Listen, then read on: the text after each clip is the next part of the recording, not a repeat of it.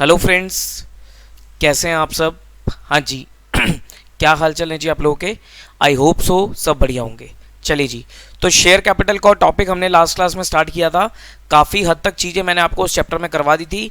अब उसी टॉपिक को हम आगे कंटिन्यू करते हैं और आगे के टॉपिक्स को हम कवर करके चलते हैं। ठीक, आज मैं कोशिश करूंगा आपको सारे के सारे कंसेप्ट्स करा दूं।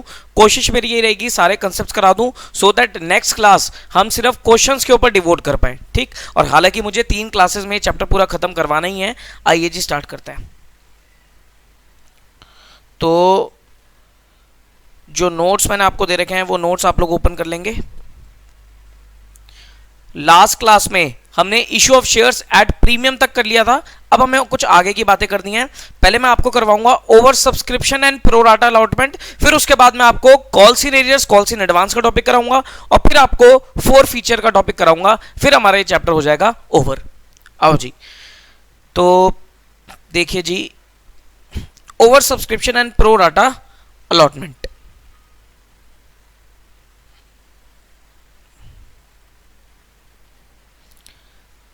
ये देखो जी, इश्यू ऑफ शेयर्स के बाद, issue of shares at premium के बाद मैंने आपको कॉल्स इन एरियर्स और कॉल्स इन एडवांस का टॉपिक दे रखा है। अब इसको छोड़ देना, इस पे बाद में आएंगे।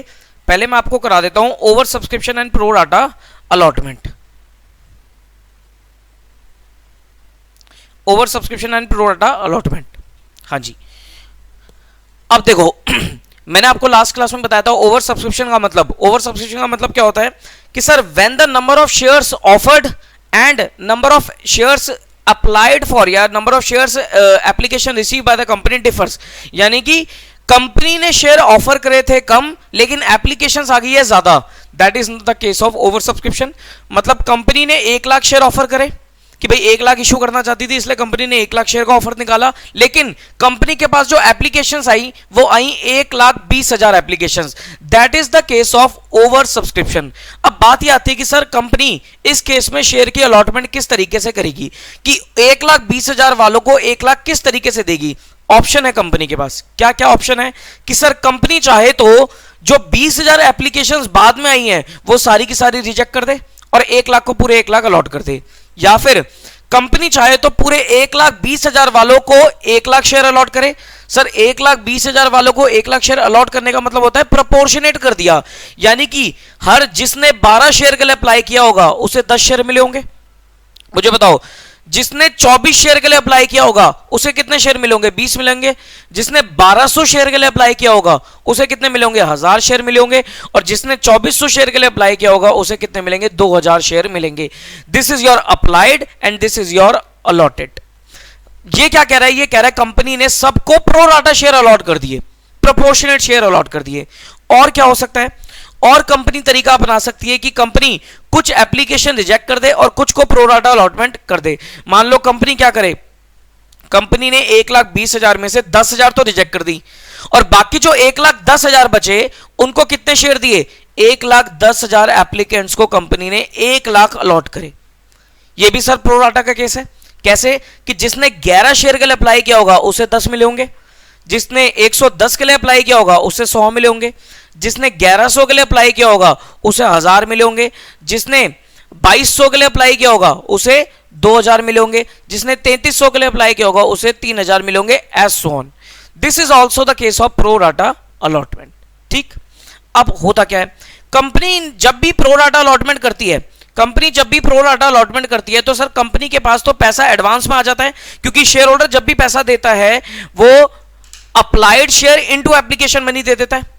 अब मान लो एक शेयर होल्डर ने 1200 शेयर के लिए अप्लाई किया था लेकिन उसे मिले 1000 शेयर, तो उसने एप्लीकेशन मनी तो 12 के हिसाब से डिपॉजिट करा दी होगी। मान लो एप्लीकेशन मनी पर शेयर है 2 रुपीज पर शेयर, तो उसने 1200 के हिसाब से कितनी जमा करा दी? 2400 जमा करा दी। लेकिन उससे आनी कितनी चाहिए थी? 2000 आनी चाहिए थी। भाई 1200 के बदले में उसे 1000 शेयर दिया तो कंपनी को 2000 मिलने चाहिए थे, लेकिन उस बंदे ने 2400 रुपए जमा करा दिए, तो 400 रुपए क्या है? 400 रुपए कंपनी के पास क्या आ गए सर? एक्सेस आ गए, एडवांस में आ गए, एक्सेस आ गए। अब कंपनी क्या करती है, इस 400 रुपए को शेयर होल्डर की फर्दर लायबिलिटी से एडजस्ट करती है। सर शेयर होल्डर की फर्दर लायबिलिटी का मतलब क्या होता है कि शेयर होल्डर को आगे क्या क्या पे करना है? शेयर होल्डर को अलॉटमेंट पे करनी है, शेयर होल्डर कॉल्स पे करेगा, इस तरीके से अमाउंट क्या करेगी? कंपनी एडजस्ट करना शुरू करेगी। यानी कि जो 400 रुपए कंपनी को एक्सेस मिल गए वो शेयर होल्डर की आगे अलॉटमेंट से अगर अलॉटमेंट पूरी एडजस्ट हो जाए तो फिर कॉल से, और अगर कॉल भी पूरी एडजस्ट हो जाए तो फिर क्या करेगी कंपनी, पैसा वापसी कर देगी, रिफंड कर देगी। ठीक, इस चीज को, ये कंसेप्ट को प्रैक्टिकली आपको कैसे यूज करना है वो इस एग्जांपल से समझते हैं। देखो जी,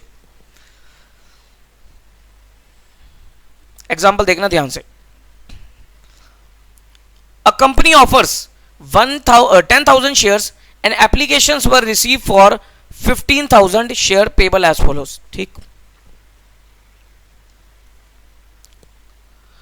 अमाउंट कैसे कैसे रिसीव हुआ कि सर एप्लीकेशन इज 2 रुपी पर शेयर, अलॉटमेंट इज 1 रुपी पर share and final call is 7 रुपी पर शेयर। कि सर 2 रुपए की एप्लीकेशन, 1 रुपए की अलॉटमेंट और 7 रुपए की क्या है आपकी फुल एंड फाइनल कॉल है। Arrangements were made as follows. किस तरीके से कंपनी ने अलॉटमेंट करी है, 3 केसेस में डिवाइड किया मैंने क्वेश्चन को। पहला केस क्या कहता है, पहला केस कहता है company allotted 10,000 shares and rejected remaining applications. यानी कि कंपनी ने क्या करा, 5,000 जो एप्लीकेशन एक्सेस आ गई थी उनको रिजेक्ट कर दिया।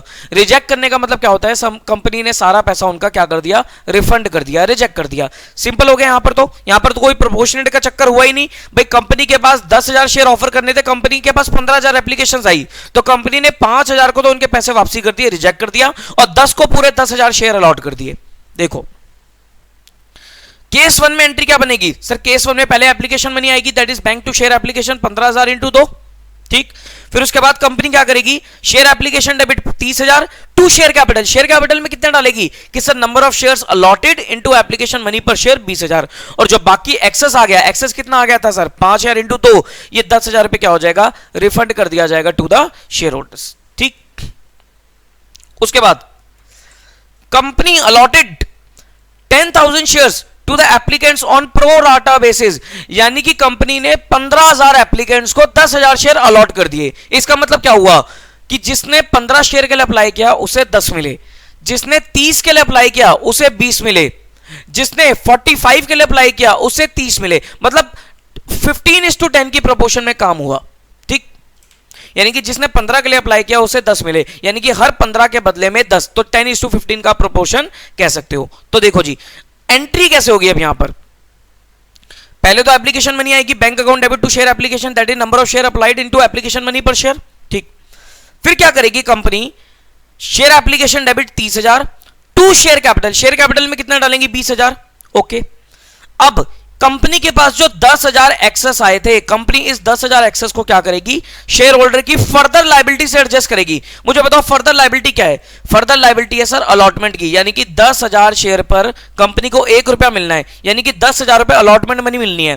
क्या कंपनी के पास पहले से ही 10,000 रुपए एक्सेस आ रखे थे, आंसर इज यस। तो ये सारा का सारा क्या हो जाएगा, अलॉटमेंट पे एडजस्ट हो जाएगा। सर अगर अलॉटमेंट कम की होती, मान लो अलॉटमेंट होती 8,000 रुपए की, तो हम मैक्सिमम 8,000 ही एडजस्ट कर सकते थे। ये जो 2,000 रुपए बच जाते वो फर्दर जाके कॉल्स वगैरह पे एडजस्ट होते। सर कॉल अगर 1,000 की थी तो 1,000 ही एडजस्ट होता, फिर जो 1,000 रुपए बचते वो क्या होती, आपकी कंपनी क्या करती, उसे रिफंड कर देती। ठीक, केस नंबर 3 में आओ। अब केस नंबर 3 में सर कंपनी ने कॉम्बिनेशन बनाया। कैसा कॉम्बिनेशन कि company rejected 3,000 applications and allotted 10,000 shares to the applicant of 12,000 shares. यानी कि कंपनी ने 3,000 जो एक्सेस एप्लीकेशंस आई थी उनको तो रिजेक्ट कर दिया, यानी कि उनको तो उनका पैसा वापसी दे दिया, और जो 12,000 एप्लीकेंट्स थे उनको 10,000 अलॉट कर दिए, उनको 10,000 शेयर अलॉट कर दिए। ये प्रो राटा है, यानी कि जिसने 12 शेयर के लिए अप्लाई किया उसको 10 मिले, जिसने 24 के लिए अप्लाई किया उसे 20 मिले, जिसने 36 के लिए अप्लाई किया उसे 30 मिले, जिसने 48 के लिए अप्लाई किया उसे 40 मिले, जिसने 60 के लिए अप्लाई किया उसे 50 मिले। यानी कि 10:12 की रेशो में कंपनी ने क्या करी है, अलॉटमेंट करी है, हर 12 के बदले में 10 शेयर। ठीक,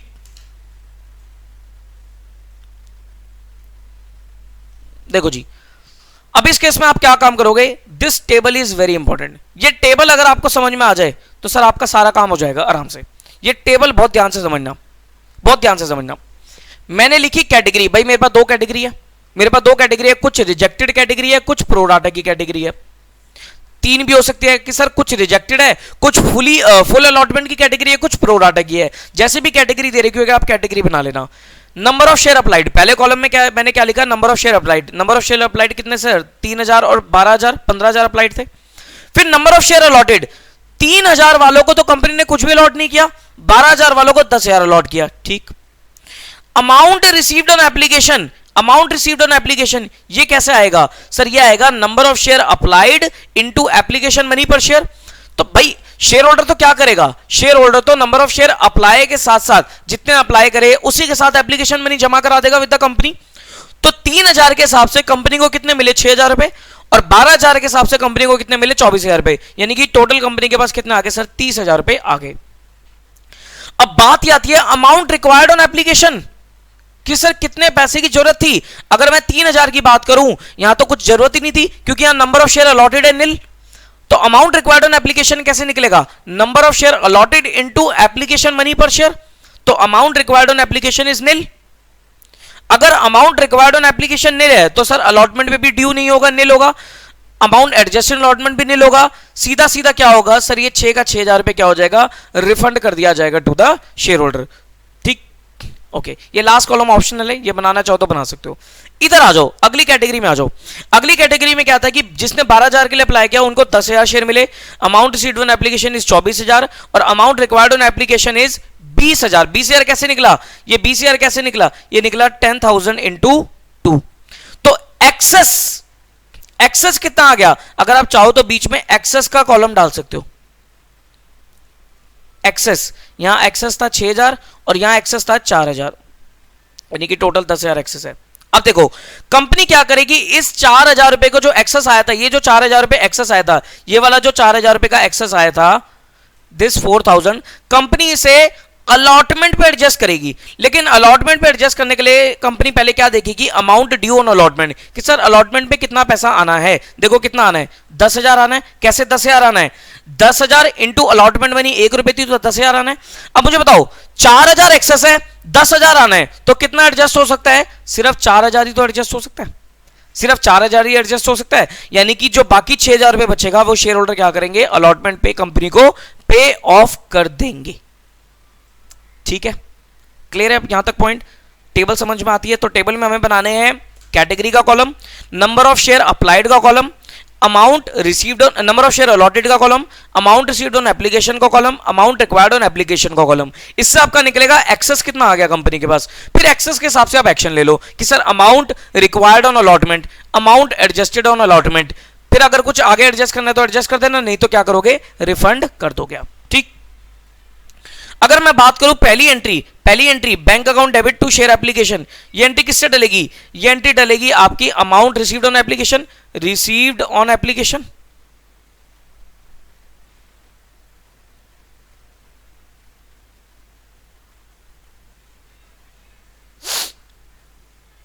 ठीक, यानी कि इस 30000 से। ओके, उसके बाद share application 30000 to share capital, share capital में कितना जाएगा sir? Amount required on application ये 20000 to share allotment, share allotment में कितना जाएगा? Amount adjusted on allotment that is ये 4000 एंड टू बैंक, बैंक पे कितना जाएगा? Refund amount 6000। ठीक, ये एंट्री भी क्लियर है। फिर share allotment to share capital कि सर अलॉटमेंट कितने से ड्यू होनी है? 10000 से, लेकिन रिसीव कितनी होनी है अलॉटमेंट? देखो सर ये 6000, क्योंकि 10 में से 4000 तो क्या हुए थे? एडजस्ट हो गए थे। फिर उसके बाद फाइनल कॉल ड्यू करके फाइनल कॉल रिसीव कर लेना। ठीक, आओ जी, अब ये पॉइंट्स पढ़ो उसके ऊपर। वो कहता है when the number of share applied is more than the number of share offered by to the public by the company, the issue is said to be oversubscribed. ठीक, it usually occurs in case of good issues and depends on many other factor like investor confidence in the company, general economic condition, pricing of the issue etc. देखो हर company का जो issue होता है वो over subscribe नहीं होता। अब मैंने आपको लास्ट क्लास में यूटीआई एसेट मैनेजमेंट का इशू दिखाया था, उसका प्रोस्पेक्टस दिखाया था। तो सर यूटीआई का जो कल ऑफर क्लोज हो गया, आईपीओ जो उसका क्लोज हुआ, क्या आपको लगता है वो ओवर सब्सक्राइब हो जाएगा? क्या आपको लगता है वो ओवर सब्सक्राइब हो जाएगा? आंसर इज हो जाएगा। क्यों हो जाएगा? क्योंकि सर उसके पीछे यूटीआई का already unit trust of India, छोटी मोटी चीज नहीं है, बड़ी चीज है, यूनिट ट्रस्ट ऑफ इंडिया का नाम है। ठीक है, अब मैंने आपको एक और आईपीओ दिखाया था, उसका नाम क्या था? मेडागोंग था, ऐसे कुछ नाम था, क्योंकि मैंने उसके लिए अप्लाई नहीं किया इसलिए मुझे उसका नाम भी नहीं याद। उसका नाम था, हाँ, Mazagon dock ship builders limited, Mazagon dock ship builders limited का भी आईपीओ आया था, वो भी कल आईपीओ क्लोज हो गया। तो मुझे बताओ, क्या आपको लगता है क्या वो आईपीओ ओवर सब्सक्राइब हुआ होगा? क्या मैजेगॉन नाम आपने कभी पहले सुना है? मैजेगॉन डॉक शिप बिल्डर्स नाम सुना है sir? Answer is no sir, ये नई कंपनी है, नई कंपनी का आईपीओ है सर। इसका इशू प्राइस तो बहुत ज्यादा है, कोई बात नहीं सर, उससे फर्क नहीं पड़ता, लेकिन इसके ओवर सब्सक्राइब होने के चांसेस कम है। अभी तो खैर रिजल्ट आए नहीं, रिजल्ट आने में टाइम लगेगा, लेकिन सर यूटीआई का तो पक्का ओवर सब्सक्राइब होगा ही होगा, लेकिन मैजेगॉन का ओवर सब्सक्राइब होगा या नहीं होगा इसका भी कुछ नहीं कह सकते। ठीक, उसके बाद in case of over subscription of shares following alternatives are available with the company. Company क्या क्या कर सकती है? The company may reject the excess applications and allot the share to the applicants in full. भाई company क्या करे? Simple तरीका, access applications को रिजेक्ट कर दे और बाकी एप्लीकेंट्स को फुल अलॉटमेंट कर दे। The excess application will be refunded to the applicants. Okay, the company may allot the shares to all the applicants in pro rata basis. In that case excess application money received is adjusted towards the shareholder further liability, that is allotment or calls, and further excess will be refunded। भाई company क्या करे? Reject कुछ नहीं कर रही, company क्या करे? सबको शेयर मिलेगा।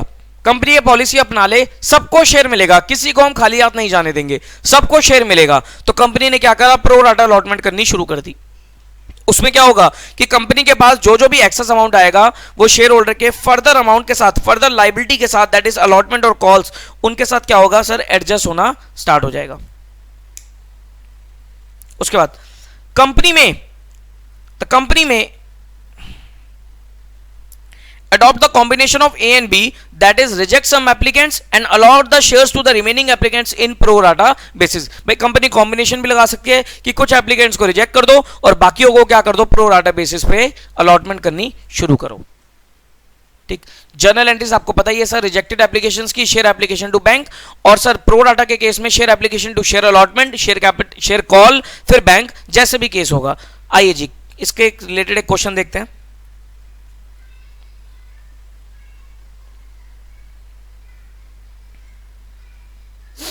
आओ जी, क्वेश्चन नंबर 7 पे आ जाओ। क्वेश्चन नंबर 7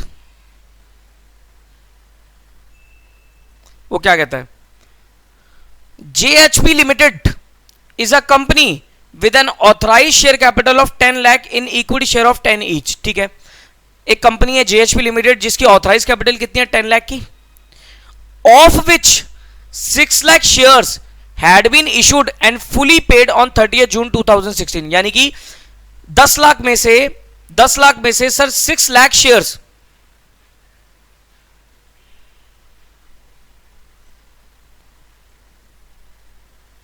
ये रुपीस 10 लाख नहीं है, ये 10 लाख शेयर्स होगा। ठीक, ये क्या है? 10 लाख शेयर्स ऑफ 10 ईच, तो यानी कि 1 करोड़ की ऑथराइज कैपिटल है। कितने की सर? 1 करोड़ की ऑथराइज कैपिटल है।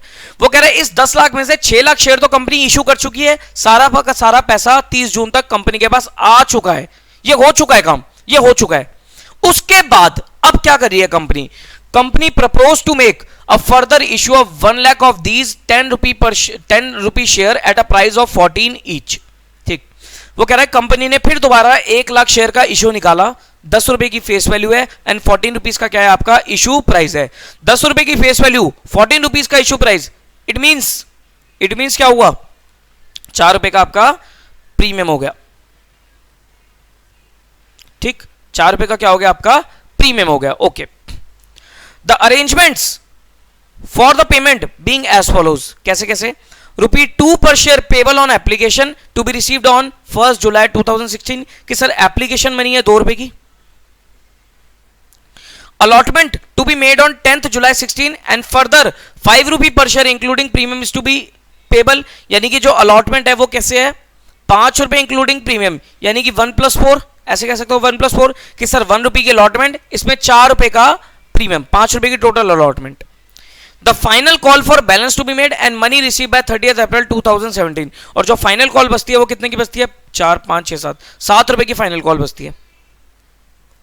7 रुपए की क्या बचती है? आपकी फाइनल कॉल बचती है।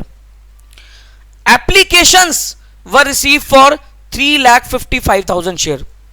भैया 1 लाख का इश्यू निकाला और एप्लीकेशंस कितनी आ गई कंपनी के पास? 3,55,000। ओवर सब्सक्रिप्शन का केस है, क्लियर ओवर सब्सक्रिप्शन का केस है। विच वर डेल्ट विद एज फॉलोज, किस तरीके से कंपनी ने उसे डील किया कि sir applicants of 5000 share receive allotment in full, कि 5000 को तो पूरी अलॉटमेंट होगी। Applicants for 30,000 share received an allotment of 1 share for every 2 applied for, भाई 30,000 वालों को एक शेयर मिला है हर 2 के बदले में, तो मैं कह सकता हूं कि 30,000 वालों को कितना अलॉट करे कंपनी ने, 15,000 शेयर। यहां पर तो सर 5,000 को 5,000 दे दिए, यहां पर 30,000 को 15,000 दे दिए कंपनी ने, 30,000 को 15,000 दे दिए। No money was return to this applicant, the surplus on application being used to reduce the amount due on allotment. वो कह रहा है जो एक्सेस अमाउंट आया इस पे वो कंपनी ने अलॉटमेंट से एडजस्ट कर लिया। Okay, applicants for 3,20,000 shares received an allotment of 1 share for every 4 applied for, and money due on allotment was retained by the company and excess being returned to the applicants। क्या कहता है वो कहता है 3,20,000 वालों को 3,20,000 वालों को कंपनी ने 1:4 की रेशो में अलॉटमेंट करी, यानी कि 3:20 को कंपनी ने कितने दिए सर, 80,000 शेयर दिए। वो कह रहा है अलॉटमेंट एडजस्ट करने के बाद कंपनी ने क्या करा, जो एक्सेस था वो रिटर्न कर दिया। मतलब ये नहीं कह रहा कि वो एक्सेस कॉल पे एडजस्ट किया, उसने बोला एक्सेस क्या कर दिया, कंपनी ने रिटर्न कर दिया। The money due on final call was received on the due date. You are required to record these item including cash item in the journal of JHP limited. आया question समझ में, आया question समझ में? आओ जी, सबसे पहला काम क्या करना है आपको, सबसे पहला काम सर टेबल बनाओ, टेबल बना लेना। क्वेश्चन नंबर 7 टेबल बना लो।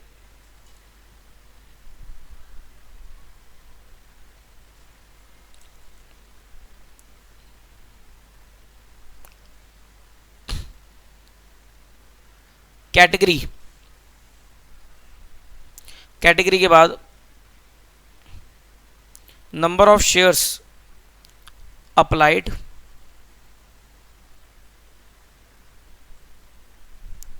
Number of shares allotted,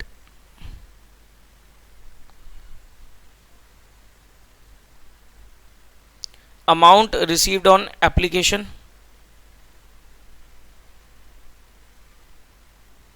amount required on application,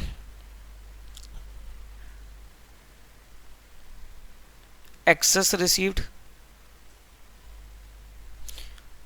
फिर देखेंगे amount due on allotment, amount adjusted on allotment, and last is your refund. ठीक, ये कैटेगरीज हैं। तो पहली कैटेगरी क्या थी, पहली कैटेगरी थी सर 5,000 वालों को कंपनी ने फुल अलॉटमेंट कर दी 5,000 की। ठीक, 5,000 वालों को तो पूरे 5,000 दे दिए। Amount received on application, application कितने की थी, एप्लीकेशन थी आपकी 2 रुपये पर शेयर, यानी कि 10,000। अमाउंट रिक्वायर्ड भी 10,000 है, तो यहां पर तो सर कोई एक्सेस नहीं। अमाउंट ड्यू ऑन अलॉटमेंट कितना होगा, 5,000 इंटू 5, 25,000, कि भाई 25,000 मिलने थे इंक्लूडिंग प्रीमियम, तो एडजस्टमेंट कुछ होगी ही नहीं यहां पर, क्योंकि पूरा रिसीव हो जाएगा, रिफंड भी कुछ नहीं होगा। ठीक, सेकंड केस, इधर आ जाओ। सेकंड में क्या किया कंपनी ने, सेकंड में 30,000 वालों को कंपनी ने 15,000 शेयर दिए, यानी कि 30,000 जिसने अप्लाई किया था उसको 15,000 शेयर मिले। ठीक, 30,000 के हिसाब से कंपनी के पास एप्लीकेशन मनी कितनी आई होगी, 30,000 इंटू 2, 60,000 आई होगी। लेकिन सर कंपनी को चाहिए कितनी थी, 15,000 इंटू 2, 30,000 चाहिए थी। इसका मतलब कंपनी के पास 30,000 क्या आ गए सर, एक्सेस आ गए। क्या ये सारा अमाउंट अलॉटमेंट पे एडजस्ट होगा, पहले चेक करना पड़ेगा कि सर अलॉटमेंट कितनी बनती है। अलॉटमेंट बनती है 15,000 इंटू 5, 75,000 बनती है, यानी कि 75 में से 30,000 आपका क्या हो जाएगा, एडजस्ट हो जाएगा, और इस पे 45,000 अलॉटमेंट रिसीव हो जाएगी। तो अगर आप लिखोगे अमाउंट रिसीव्ड, ये ऑप्शनल है, अमाउंट रिसीव्ड ऑन अलॉटमेंट लिखना हो तो लिख लेना, नहीं तो कोई दिक्कत नहीं है। सर यहां तो पूरे 25,000 मिल गए और यहां पर कितने मिल गए, 45,000 मिल गए। ठीक, थर्ड, अब देखो थर्ड कैटेगरी क्या थी, 320 को 3,20,000 वालों को 80,000 शेयर अलॉट हुए हैं। तो यानी कि कंपनी के पास 320 के हिसाब से 640 आ गई होगी एप्लीकेशन मनी। लेकिन चाहिए कितनी थी? 80,000 इंटू 2 160 चाहिए थी। कितनी एक्सेस आ गई? कितनी एक्सेस आ गई? 640 माइनस 160, 480 की एक्सेस आ गई। क्या सारी अलॉटमेंट पे एडजस्ट हो जाएगी? चेक करो sir, amount due on allotment that is 80,000 into 5। Sir amount due on allotment है 4 लाख। 4 लाख, तो यानी कि 480 में से 4 लाख आपका अमाउंट ड्यू है, तो 480 में से सिर्फ 4 लाख ही एडजस्ट हो सकता है। तो यहां पर तो पूरी की पूरी एडजस्टमेंट हो गई। रिफंड कितना होगा? जो बाकी 80,000 रुपए क्या हो जाएगा, वो शेयर होल्डर को रिफंड कर दिया जाएगा। और यहां पर amount received on allotment is निल, कुछ भी नहीं मिलेगा। ठीक, क्यों नहीं मिलेगा? सर पहले ही मिल चुका। अब देखो ये कितना आता है, ये आ जाएंगे number of share applied, check करो 355, ये हो जाएगा 1 लाख, ये हो जाएगा आपका 7,10,000, ये हो जाएगा आपका 2 लाख, ये हो जाएगा आपका 5,10,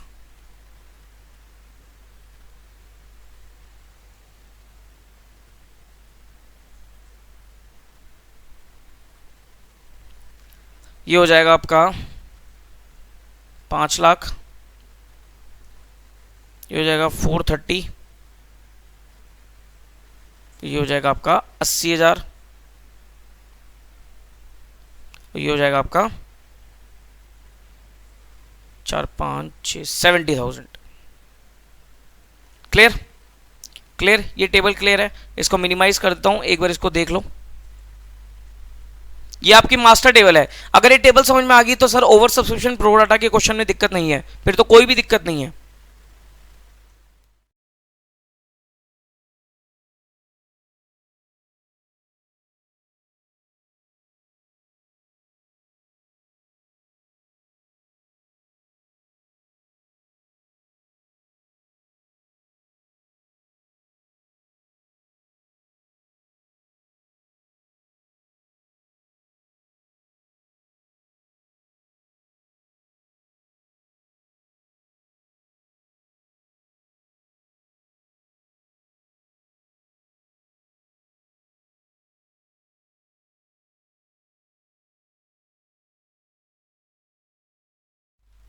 हाँ जी, क्लियर? चलो जी, अब एंट्री डाल दो। अब एंट्री डालो। पहली एंट्री क्या डालेगी? अच्छा, डेट के हिसाब से क्वेश्चन करेंगे, डेट वाइज करेंगे क्वेश्चन। तो डेट का चक्कर था क्वेश्चन में।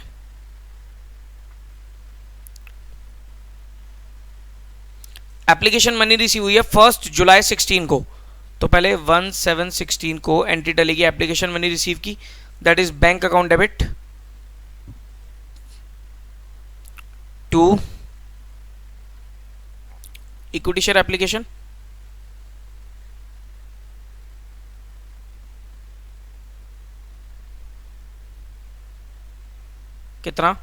कितनी एप्लीकेशन मनी आई थी? Total 7,10,000।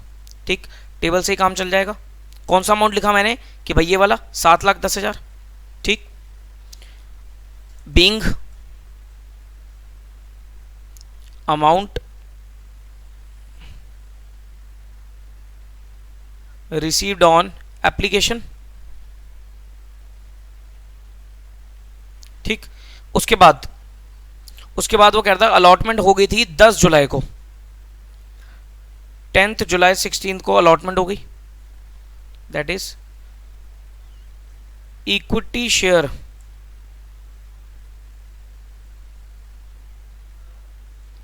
Application account debit to, ये तो 7,10,000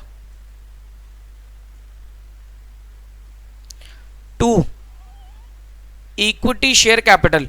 इक्विटी शेयर कैपिटल में कौन सा जाएगा? इक्विटी शेयर कैपिटल में कौन सा जाएगा? Amount required on application, that is 2 lakh, that is 2 lakh. To आगे देखो, टू शेयर अलॉटमेंट में कौन सा जाएगा? Sir amount adjusted on allotment, that is 430, और रिफंड में कितना जाएगा? 80,000। To equity share allotment,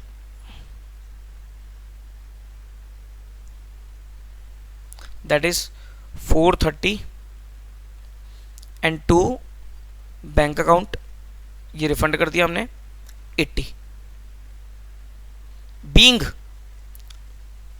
being shares allotted, being shares allotted, ठीक। उसके बाद अलॉटमेंट ड्यू करो, that is equity share allotment account debit. देखो अलॉटमेंट ड्यू में कौन सा अमाउंट जाएगा, हमने लिखा था ऊपर amount due on allotment 5 lakh रुपए, amount due on allotment 5 lakh रुपए।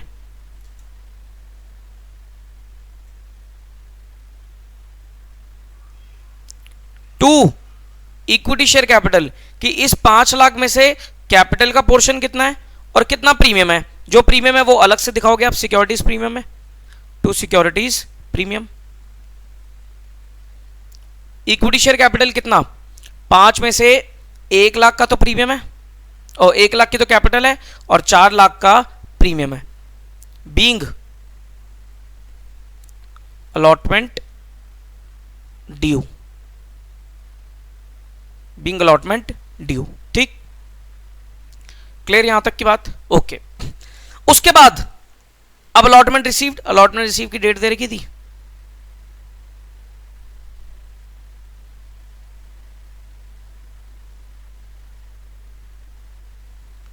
कोई डेट नहीं दे रही तो सर एज्यूम कर लो, जब तक डेट ना दे रही हो तो आप सेम डेट पे काम करते रहना सर, सेम डेट ही चलानी पड़ेगी आपको। अलॉटमेंट कितनी रिसीव होगी, बैंक अकाउंट डेबिट, ध्यान से बताना सर, ध्यान से बताना, टेबल में मिल जाएगा आपको, bank account debit to equity share allotment,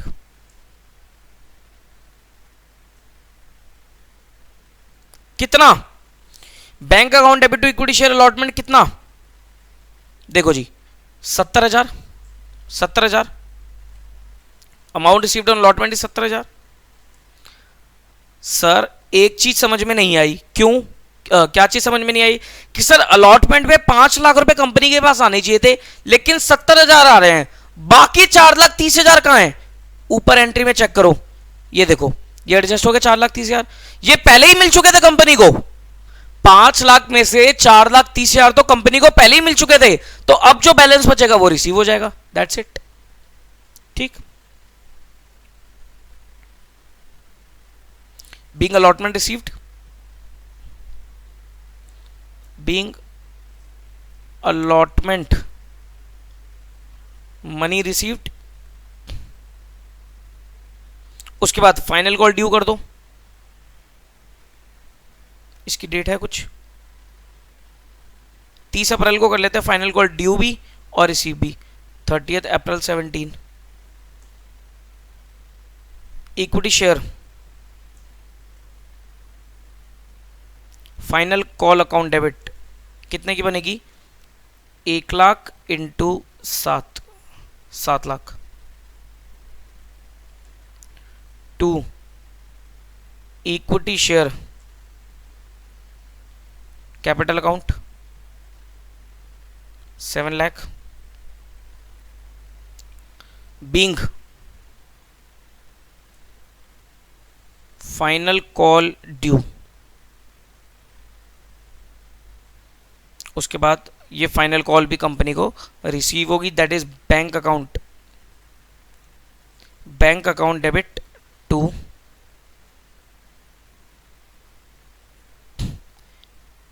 equity share final call account 7 lakh being amount received.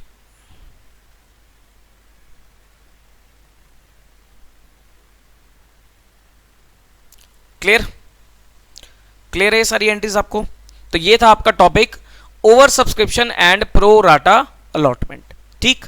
यहां तक की बातें क्लियर है, आओ जी अब हम अगले टॉपिक की तरफ मूव करते हैं जो कि आपका काफी इंपॉर्टेंट टॉपिक है,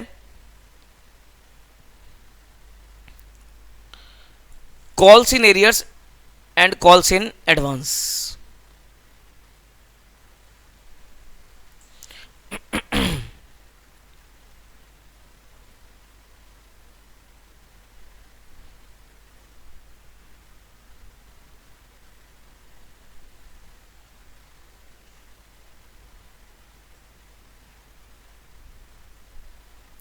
देखो जी, calls in arrears. Calls in arrears का मतलब क्या होता है कि सर अमाउंट ड्यू हो गया लेकिन शेयर होल्डर ने पे नहीं किया, that is known as calls in arrears. मतलब कंपनी ने पैसा कॉल किया लेकिन कुछ शेयर होल्डर ने पैसा नहीं दिया, तो वो क्या है, वो एक लॉस है कंपनी के लिए, that is known as calls in arrears. देखो वो कहता है कॉल्स इन एरियर्स में sometimes share holder fail to pay the amount due on allotment और calls, such an unpaid amount is known as calls in arrears, और या unpaid calls भी आप इसे बोल सकते हो। Such amount represents uncollected amount of capital from the shareholders, hence it is shown by way of deduction from called up capital to arrive at paid up capital value of the share capital। Balance sheet में इसको कैसे दिखाते हो कि sir called up value में से, called up capital में से कॉल्स इन एरियर्स को माइनस करके आपका क्या निकल के आता है, पेड अप कैपिटल। ठीक, एंट्री क्या बनेगी इसकी, एंट्री बनेगी bank account debit, calls in arrears debit to share allotment या टू शेयर कॉल, कुछ भी हो सकता है। ठीक है, ये क्या एंट्री है सर, देखो पहले तो कंपनी पैसा मांगेगी, मान लो कंपनी ने कॉल मांगी तो एंट्री ने कंपनी ने क्या डाली, share call account debit to share capital, और फिर कुछ शेयर होल्डर ने पैसा नहीं दिया तो कंपनी की एंट्री डालेगी bank account debit calls in arrears debit to share call account. ये मैंने अलॉटमेंट कॉल इसलिए लिखा है क्योंकि अलॉटमेंट पे होगा तब भी आप कॉल्स इन एरियर्स यूज कर सकते हो, कॉल पे होगा तो कॉल्स इन एरियर्स यूज किया ही जाता है। तो जरूरी नहीं है अलॉटमेंट के साथ आपको calls in arrears word use करना है, वो मर्जी है, करना चाहो कर दो, नहीं तो कोई दिक्कत नहीं है। ठीक, तो ये सिंपल सा कंसेप्ट है अबाउट कॉल्स इन एरियर्स। मतलब जब शेयर होल्डर पैसा नहीं देते तो वो क्या बन जाता है, कॉल्स इन एरियर्स। आओ इससे रिलेटेड एक क्वेश्चन है हमारे पास, अभी सिर्फ इतने portion related.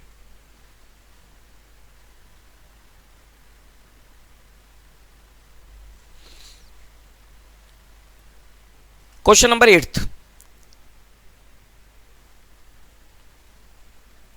Question number 8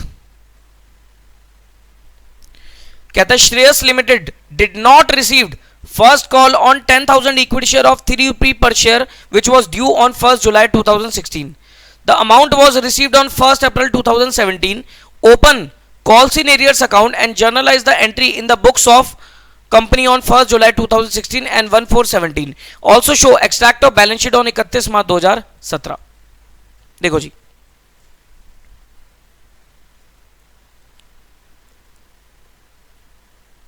question number 8 कि कंपनी को 1 जुलाई 16 को कॉल्स इन एरियर्स नहीं मिले, मतलब कुछ शेयर होल्डर ने पैसा नहीं दिया, तो एंट्री क्या डालेगी कंपनी, कंपनी बोलेगी भैया calls in arrears debit to share first call account. कितना, 10,000 शेयर होल्डर्स ने 10,000 शेयर पर 3 रुपए नहीं मिले, यानी कि 30,000 बीइंग अमाउंट नॉट रिसीव्ड। अच्छा यहां पर आपको सिर्फ कॉल्स इन एरियर्स की डिटेल दे रखी है ना, पूरा नहीं दे रखा, इसलिए मैंने सीधा कॉल्स इन एरियर्स की एंट्री करी है। वैसे आपके क्वेश्चन में ये एंट्री खाली ये नहीं बनेगी, एंट्री बनेगी बैंक अकाउंट डेबिट, कुछ रिसीव हो जाएगा कुछ नहीं रिसीव होगा, तो ये सिर्फ नॉट रिसीव की एंट्री डाली है मैंने, calls in arrears to share first call. उसके बाद कहता है कि 1/4/17 को ये अमाउंट मिल गया कंपनी को, मतलब ये जो कॉल्स इन एरियर्स थी ये रिसीव होगी, that is bank account debit to calls in arrears 30,000, यानी कि 1 अप्रैल 17 को कंपनी को क्या हुआ, ये कॉल्स इन एरियर्स मिल गई, बीइंग अमाउंट रिसीव्ड।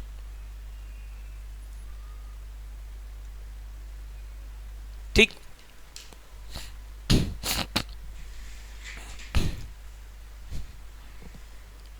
अब देखो यहां पर कॉल रिसीव हो गई लेकिन ये अभी इनकम्प्लीट है चीज। इसमें क्या होता है कि कंपनी जितना टाइम शेयर होल्डर ने डिले किया है उतने टाइम पीरियड का इंटरेस्ट लगा देगी, उतने टाइम पीरियड का इंटरेस्ट लगा देगी। ठीक, अभी इंटरेस्ट पे आता हूं मैं। एक वो कह रहा था बैलेंस शीट में दिखा देना, बैलेंस शीट में नहीं, ये नोट्स टू अकाउंट्स में जाएगा क्योंकि हमारे पास इनकम्प्लीट इंफॉर्मेशन है। तो नोट्स टू अकाउंट्स में आप कैसे दिखाओगे, शेयर कैपिटल के नोट में इस अमाउंट को कैसे प्रेजेंट करोगे, आप लिखोगे कॉल्ड अप कैपिटल जो भी आपकी, इसमें से लेस करके दिखा दोगे कॉल्स इन एरियर्स। अच्छा ये नोट टू अकाउंट कब बन रहे हैं, एज ऑन 31 मार्च 17, 30,000। ठीक, इस तरीके से आप दिखाओगे। उसके बाद सर अगले साल की बैलेंस शीट में फिर ये 30,000 नहीं आएंगे क्योंकि ये रिसीव हो गया, फिर ये पूरी की पूरी अमाउंट से कॉल्ड ऑफ वैल्यू आपकी आ जाएगी। ठीक, आओ जी, अब इंटरेस्ट पे आओ। इसके इंटरेस्ट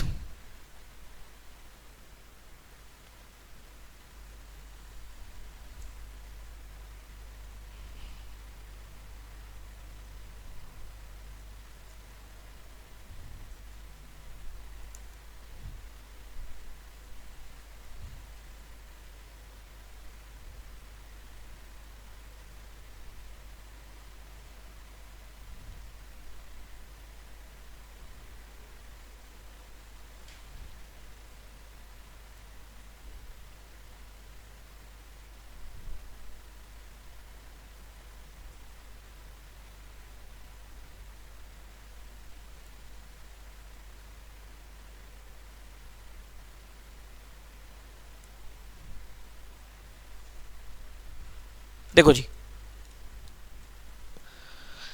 इंटरेस्ट के ऊपर आ जाओ कि सर जब भी शेयर होल्डर अपनी अनपेड कॉल्स को पे करेगा, कंपनी शेयर होल्डर पे कुछ इंटरेस्ट चार्ज करेगी, कंपनी शेयर होल्डर से कुछ इंटरेस्ट लेगी, कुछ इंटरेस्ट लगाएगी उसके ऊपर, तो उसे बोलते हैं हम interest on calls in arrears. क्या कहता है ये?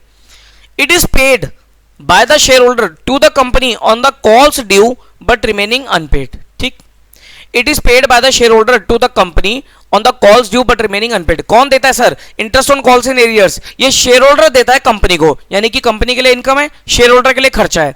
हम अकाउंटिंग किसकी करते हैं? कंपनी की करते हैं। तो सर हमारे लिए क्या है? कंपनी के लिए क्या है? Interest on calls in arrears income है। Maximum rate prescribed is 10% per annum, कि कंपनी मैक्सिमम कितना इंटरेस्ट लगा सकती है? 10% पर एनम। लेकिन अपने आर्टिकल्स में कंपनी को इस पॉइंट को लिखना पड़ेगा। कंपनीज एक्ट में आपने पढ़ा होगा सर, मेमोरेंडम ऑफ एसोसिएशन और एक आर्टिकल्स ऑफ एसोसिएशन होता है। आर्टिकल ऑफ एसोसिएशन को, एओए को मैं सिंपल ये कह सकता हूं bylaws of the company, rules and regulations of the company, यानी कि कंपनी जो भी काम करेगी उसके बारे में एओए में स्पेसिफाई होना चाहिए। मतलब अगर company interest on calls in arrears लगाएगी शेयर होल्डर पे, तो उसके बारे में आर्टिकल्स ऑफ एसोसिएशन में लिखा होना चाहिए, एओए में मेंशन करना पड़ेगा। और जो मैक्सिमम रेट कंपनी लगा सकती है वो कितना लगा सकती है सर? 10% पर एनम के हिसाब से लगा सकती है। ठीक, time period, interest is payable from the date call money was due to the date money is finally receive. कब से कब तक का इंटरेस्ट लगेगा? कि सर जब कॉल ड्यू हो गई है तब से लेकर जब कॉल रिसीव हुई है तब तक का इंटरेस्ट लगेगा, यानी कि when the call due till the date when the call is received, उतने टाइम पीरियड का इंटरेस्ट लगेगा। Directors have right to waive off such interest in the individual cases, in the individual cases है ये, as per their own description. Director चाहे तो sir किसी किसी का कॉल्स इन एरियर्स अपने हिसाब से वेव ऑफ भी करके चल सकते हैं।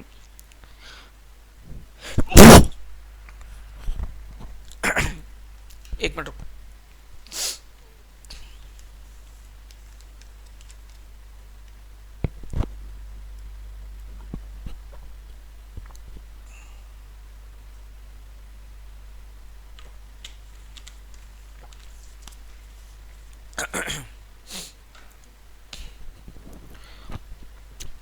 हाँ जी, तो डायरेक्टर चाहे तो किसी का भी कॉल्स इन एरियर्स, किसी इंडिविजुअल का कॉल इन एरियर को रिमूव वेव ऑफ भी करके चल सकते हैं। Calls in arrears is a nominal account in nature and is credited to statement of profit and loss as income. भाई कॉल्स इन एरियर्स क्या है sir? Interest on calls in arrears ये एक नॉमिनल अकाउंट है और company के लिए क्या है सर? ये इनकम है और स्टेटमेंट ऑफ पीएनएल में इनकम की तरीके से जाएगा। एंट्री क्या बनेगी? ये इंटरेस्ट की एंट्री बता रहा हूं। पहले company interest on calls in arrear को ड्यू करेगी तो एंट्री लगाएगी share holders account debit to interest on calls in arrears, और फिर ये अमाउंट जब रिसीव होगा तो एंट्री क्या डालेगी? Bank account debit to share holder. यानी कि सर जब शेयर होल्डर अपनी कॉल मनी के साथ इंटरेस्ट पे कर रहा है तो पहले कंपनी इंटरेस्ट को अपनी इनकम बनाएगी, ड्यू कर देगी, फिर उसके बाद कंपनी क्या करेगी? रिसीट की एंट्री डाल देगी। सीधा एंट्री नहीं डालेगी bank account debit to share holder, पहले ड्यू करना पड़ेगा फिर रिसीव करना पड़ेगा, बिकॉज हमारी जो अकाउंटिंग होती है वो एक्रूअल बेसिस पे चलती है। ठीक, क्लियर पॉइंट? क्लियर? तो कॉल्स इन एडवांस का भी क्वेश्चन देखते हैं क्योंकि फिर मेरे पास मिक्स करके क्वेश्चन है। हाँ, मिक्स करके क्वेश्चन है मेरे पास। आओ जी, ये तो हो गया हमारा कॉल्स इन एरियर्स का। अब आता है calls in advance. What do mean by calls in advance? Sometimes share holder pay a part or whole of the amount not yet called up, such amount is known as calls in advance. कई बार क्या होता है sir, share holder जो amount company ने मांगा ही नहीं वो भी पे करके चले जाते हैं। मान लो मैं एक शेयर होल्डर लूं, कंपनी ने 10 रुपए का शेयर है, कंपनी ने 6 रुपए मांगे, लेकिन मैंने पूरे 10 रुपए ही पे कर दिया आज।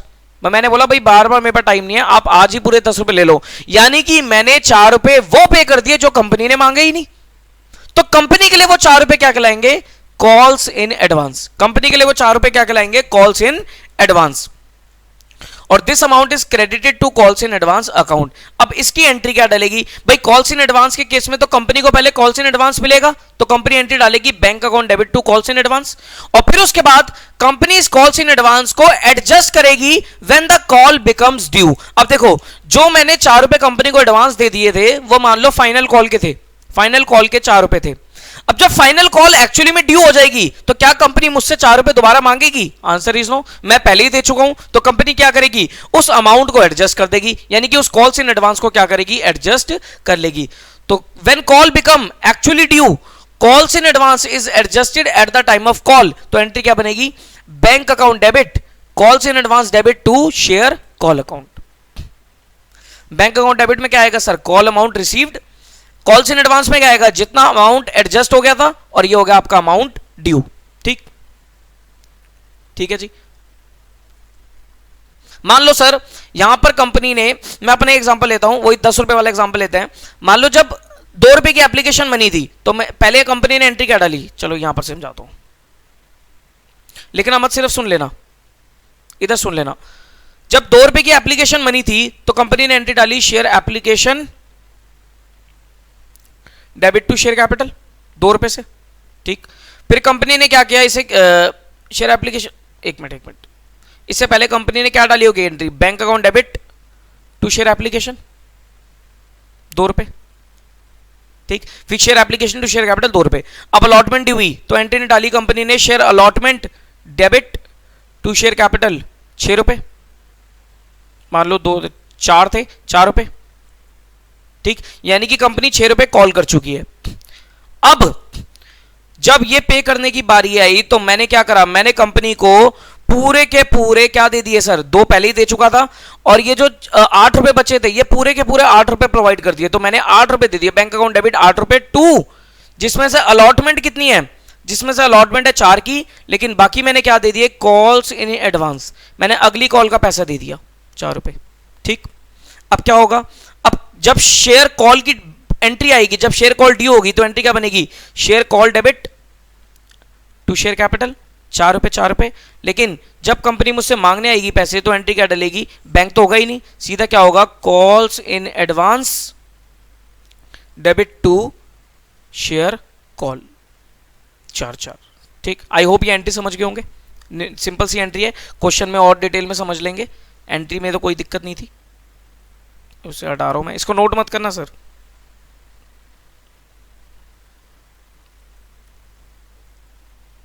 ठीक, आओ जी, जैसे interest on calls in arrears था वैसे ही interest on calls in advance भी है। अब ये इंटरेस्ट कौन पे करता है? ये इंटरेस्ट पे करती है company to the share holder on the call money received in advance not yet due. भाई देखो, कंपनी को एडवांस में पैसा मिल गया तो कंपनी को उस एडवांस पैसे पे इंटरेस्ट पे करना होता है। उस एडवांस पैसे पे क्या पे करना होता है? इंटरेस्ट पे करना होता है। मर्जी है सर, कंपनी पे करना चाहे तो कर सकती है, जरूरी नहीं होता। Maximum rate prescribed is 12% per annum. Maximum कितना interest on calls in advance pay किया जा सकता है? 12% पर एनम में, लेकिन अगेन कंपनी को अपने एओए में लिखना पड़ेगा। सर कंपनी ने अपने आर्टिकल्स ऑफ एसोसिएशन में ना तो interest on calls in arrears के बारे में लिखा, ना interest on calls in advance के बारे में लिखा। तो इसका मतलब क्या हुआ? ना तो interest on calls in arrears charge कर सकती कंपनी, ना interest on calls in advance पे कर सकती कंपनी। ठीक, सर कंपनी ने अपने आर्टिकल्स में interest on calls in arrears के बारे में तो लिख दिया, लेकिन कॉल्स इन एडवांस के बारे में नहीं लिखा, तो sir interest on calls in arrears charge करेगी कंपनी। सर कंपनी ने अपने आर्टिकल्स में interest on calls in arrears के बारे में रेट 15% लिख दिया, not allowed.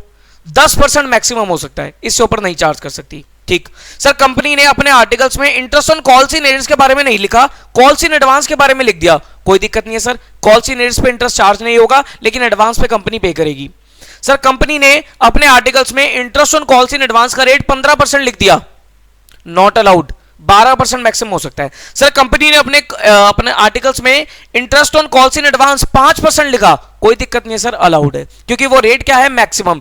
Interest on calls in arrears का मैक्सिमम रेट 10% और interest on calls in advance का मैक्सिमम रेट इज 12%। ठीक। ये इंटरेस्ट कब से कब तक का पे होगा? Interest is payable from the date money was received, यहां लिख देना इसको काट के, to the date when call was finally made due। ठीक है, ये इंटरेस्ट कब से कब तक का होगा कि सर जब शेयर होल्डर ने एडवांस में पैसा दे दिया तब से लेकर when the call is due तब तक का इंटरेस्ट होगा, when the call is due उतने टाइम पीरियड का इंटरेस्ट रहेगा।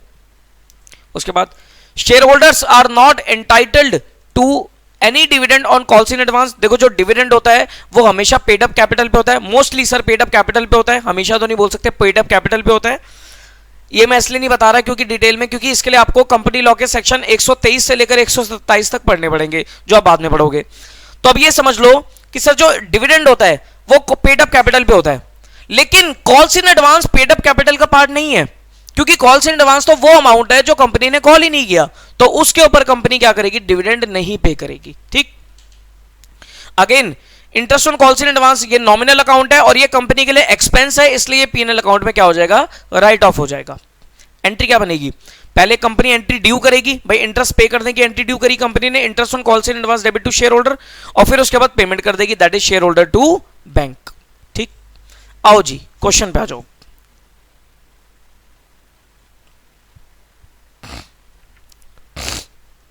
Question number 9th,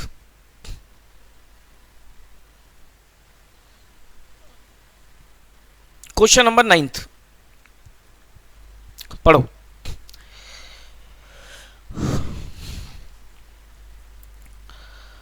Rashmi limited issued at par 1 lakh equity share of 10 each payable 2.50 on application, 3 on allotment and 2 on first call and balance on the final call. ठीक, यानी कि final call कितनी बनती है, ये हो गया 2.5 और 3 5.5 और 2 7.5, 2.5 रुपए की फाइनल कॉल बनती है। ठीक। All the share were fully subscribed. Okay. Mister Nair who held 10,000 share paid full remaining amount on the first call itself. ठीक है, एक पर्सन था मिस्टर नायर जिसके पास 10,000 शेयर थे, वो सारा का सारा अमाउंट फर्स्ट कॉल पर दे गया, यानी कि जो 2.5 रुपए थे फाइनल कॉल के वो भी उसने फर्स्ट कॉल पर दे दिए, यानी कि कॉल्स इन एडवांस हो गया 2.5 रुपए के हिसाब से। The final call which was made after 3 months from the first call was fully paid except a shareholder having 1,000 shares who paid his amount due after 2 months along with the interest on calls in arrears. Company also paid interest on calls in advance to Mr. Nair. Give the journal entry to record the transaction. मुझे बताओ interest on calls in arrears कितना interest लगेगा, कुछ नहीं given, तो maximum 10% लगा सकते हो आप। उसके बाद interest on calls in advance कुछ नहीं दे रखा, तो मैक्सिमम कितना पे कर सकती है कंपनी, 12% पे कर सकती है।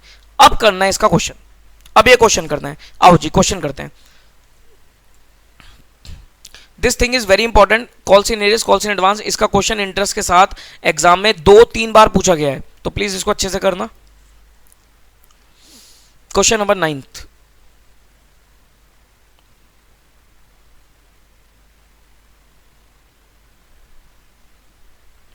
देखो जी, पहली एंट्री एप्लीकेशन की, दैट इज बैंक अकाउंट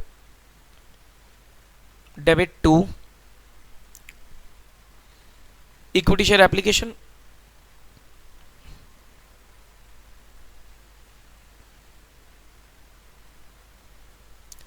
कितने शेयर है, 1 लाख शेयर और एप्लीकेशन है 2.5 रुपए, that is 250।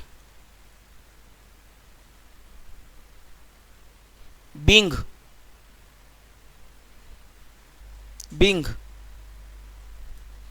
application money received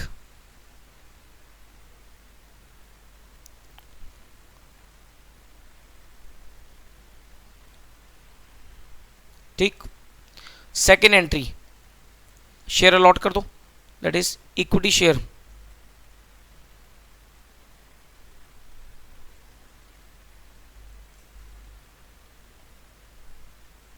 application account debit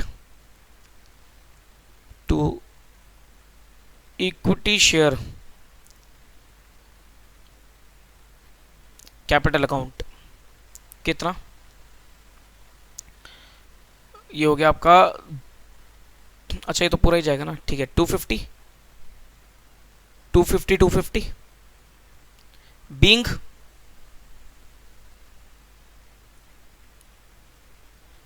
shares allotted, being shares allotted, ठीक। थर्ड एंट्री, अलॉटमेंट ड्यू कर दो, that is equity share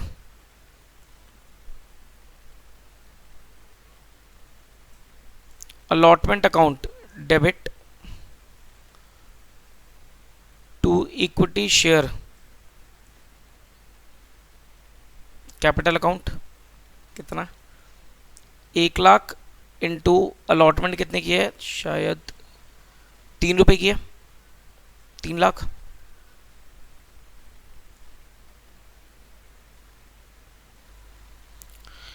being allotment due,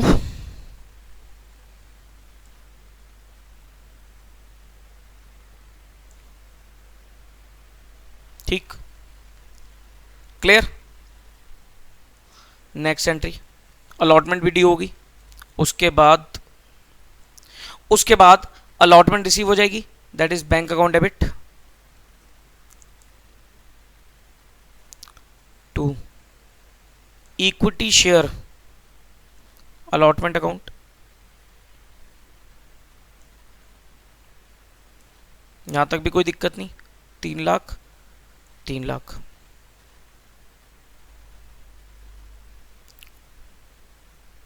being allotment received, ठीक, यहां तक भी कोई दिक्कत नहीं, आगे आ जाओ फिफ्थ। अब वो क्या कह रहा है, वो कह रहा है 2 रुपए की फर्स्ट कॉल ड्यू करो, equity share first call account debit 1,00,000 into 2, that is 2,00,000।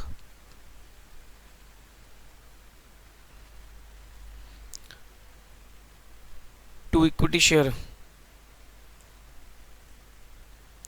Capital account.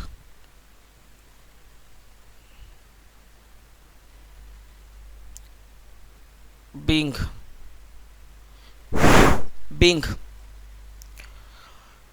First call due, ठीक। सिक्स्थ, अब वो क्या कहता है, वो कहता है फर्स्ट कॉल के साथ साथ, ध्यान से, mister Nair who held 10,000 shares paid the full amount on the first call itself, ठीक है। वो कह रहा है मिस्टर नायर ने, जिसके बाद 10,000 शेयर थे, उसने सारा का सारा अमाउंट क्या किया सर, फर्स्ट कॉल के साथ ही पे कर दिया, यानी कि बैंक अकाउंट डेबिट। मतलब फर्स्ट कॉल तो पूरी मिल ही गई है कंपनी को, यहां तो कोई दिक्कत ही नहीं है, 2,00,000 मिल गए, लेकिन कुछ कॉल्स इन एडवांस भी आया।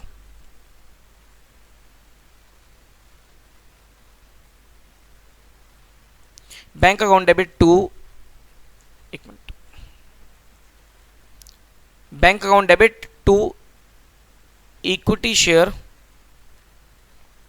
First call account and to, company को क्या मिल गया सर, कॉल्स इन एडवांस आया कंपनी के पास। कितना? 10,000 शेयर थे मिस्टर नायर के पास, उसने सारा अमाउंट पे कर दिया, सारा बचा कितना था, 2.5 रुपए, यानी कि 25,000 रुपए उसने पे कर दिए। ये लो जी 25,000 रुपए, इसका मतलब 2,00,000 तो जो आने थे वो तो आ ही गए, 25,000 रुपए और आ गए, तो टोटल कितना रिसीव हुआ, 225 बीइंग अमाउंट रिसीव्ड।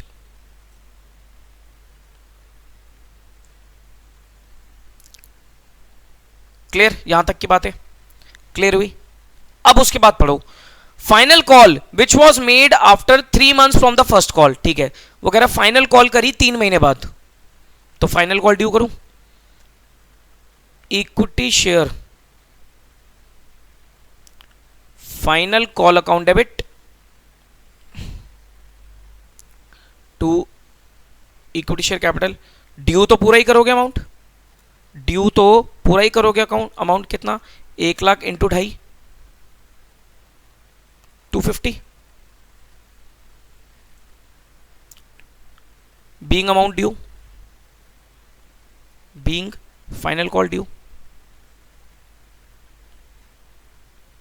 अब ध्यान से, अब ध्यान से, अब जब ये पैसा रिसीव हुआ, अब जब ये पैसा रिसीव हुआ क्या कह रहा था, final call which was made 3 months after the first call was fully paid except a share holder having 1000 share who paid his amount due after 2 months। यानी कि वो कह रहा है जो फाइनल कॉल कंपनी को 1000 शेयर पे नहीं मिली, फाइनल कॉल कंपनी को 1000 शेयर पर नहीं मिली। इसका मतलब ध्यान से कि सर बैंक अकाउंट डेबिट, कितने से बैंक अकाउंट डेबिट करूं, अभी देखता हूं कितने से।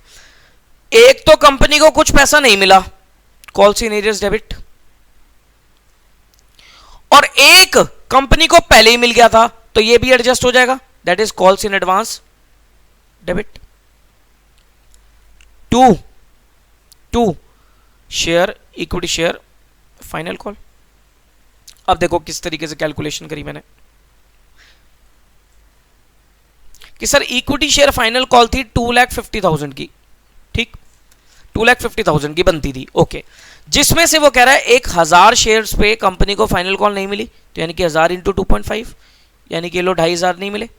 एक 25,000 कंपनी को पहले ही मिल गए थे, बाकी देखो कितने मिल गए, बाकी देखो कितने मिल गए, निकाल लो सर, बैलेंसिंग फिगर निकाल लो, 2,22,500। अगर आप चाहो तो सर इसको वैसे भी देख सकते हो नंबर ऑफ शेयर्स में कि सर 1 लाख में से देखो 1 लाख में से 1,000 शेयर होल्डर ने तो दी नहीं, बचे कितना 99,000, 99 में से भी 10,000 शेयर पे कंपनी को पहले ही मिल गई थी, तो ये आ जाएगा 89,000 शेयर पे कंपनी को रिसीव हुई है इंटू 2.5 रुपए। चेक करो 89 इंटू 2.5 कितना आता है 2,22,500, ठीक, बीइंग अमाउंट रिसीव्ड।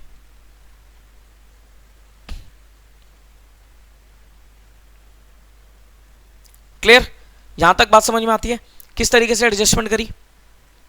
अब क्या हो रहा है, अब मुझे बताओ जिस दिन कॉल्स इन एडवांस एडजस्ट होगी उस दिन कंपनी क्या करेगी, सर कंपनी इंटरेस्ट पे करेगी।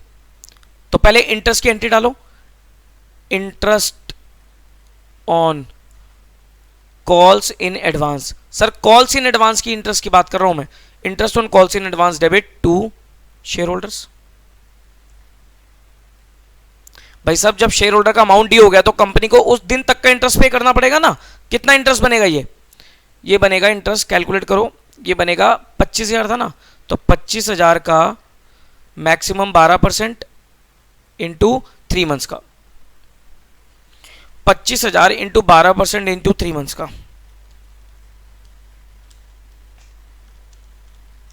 750, कितना आ जाएगा ये 750।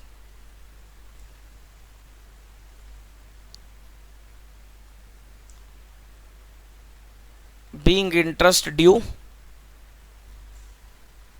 और फिर कंपनी क्या करेगी, शेयर होल्डर को पेमेंट कर देगी, दैट इज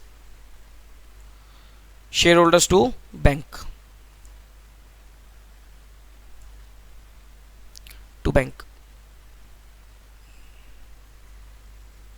कितना आता है ये 750 बीइंग अमाउंट पेड, ठीक, आई समझ में एंट्री। अब क्या होगा, अब वो कह रहा है 2 महीने बाद, 2 महीने बाद जो कॉल्स इन एरियर्स थे वो भी कंपनी को रिसीव हो गए, 2 महीने बाद जो कॉल्स इन एरियर्स थे वो भी कंपनी को रिसीव हो गए अलॉन्ग विद इंटरेस्ट, इंटरेस्ट के साथ। तो पहले इंटरेस्ट चार्ज कर लो, इंटरेस्ट चार्ज कर लो 2 महीने का, that is share holders debit to interest on calls in arrears, share holders debit to interest on calls in arrears. कितना इंटरेस्ट लगेगा, कॉल्स इन एरियर्स थे 2,500, तो 2,500 पे मैक्सिमम 10% 2 महीने का, 2 महीने बाद मिले थे ना, तो 2,500 पे 10% 2 महीने का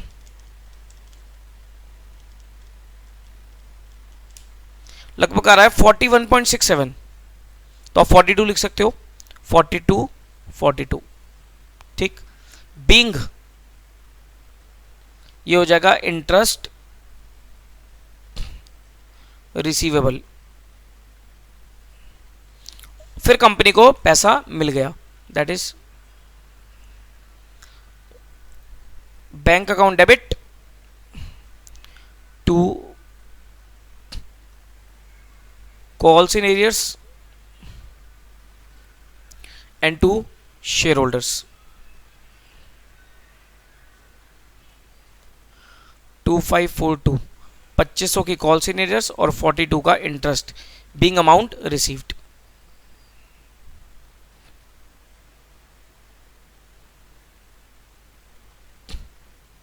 क्लियर? बोलो भाई साहब, समझ में आया? ठीक।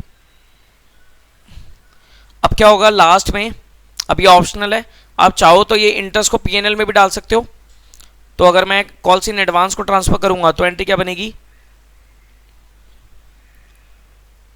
PNL account debit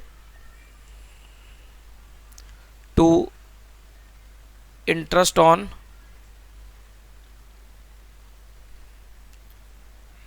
calls in advance, कितना था ये 750, being amount transferred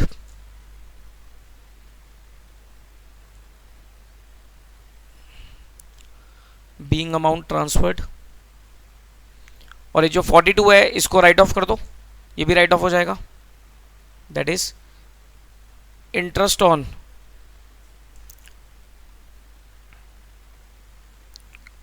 calls in arrears debit to PNL,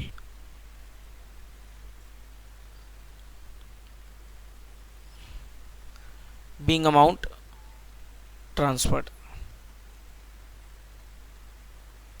अच्छा ये इसको लिखो ट्रांसफर्ड, और ये तो खर्चा है ना, तो इसे लिखो रिटर्न ऑफ, इसे लिखो रिटर्न ऑफ, खर्चे को राइट ऑफ और इनकम को ट्रांसफर, 42 42, ठीक। आया समझ में?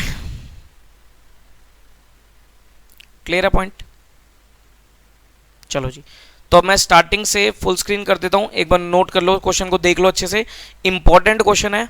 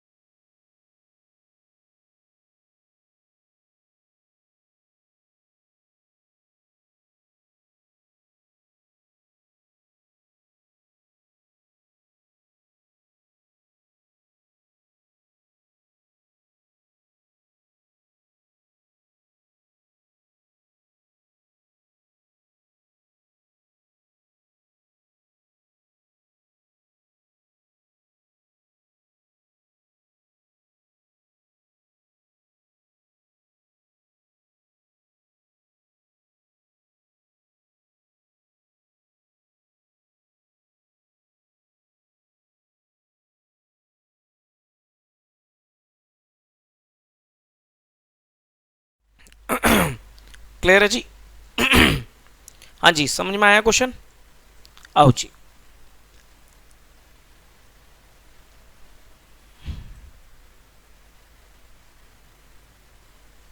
चलो जी, come to next topic, that is forfeiture of shares.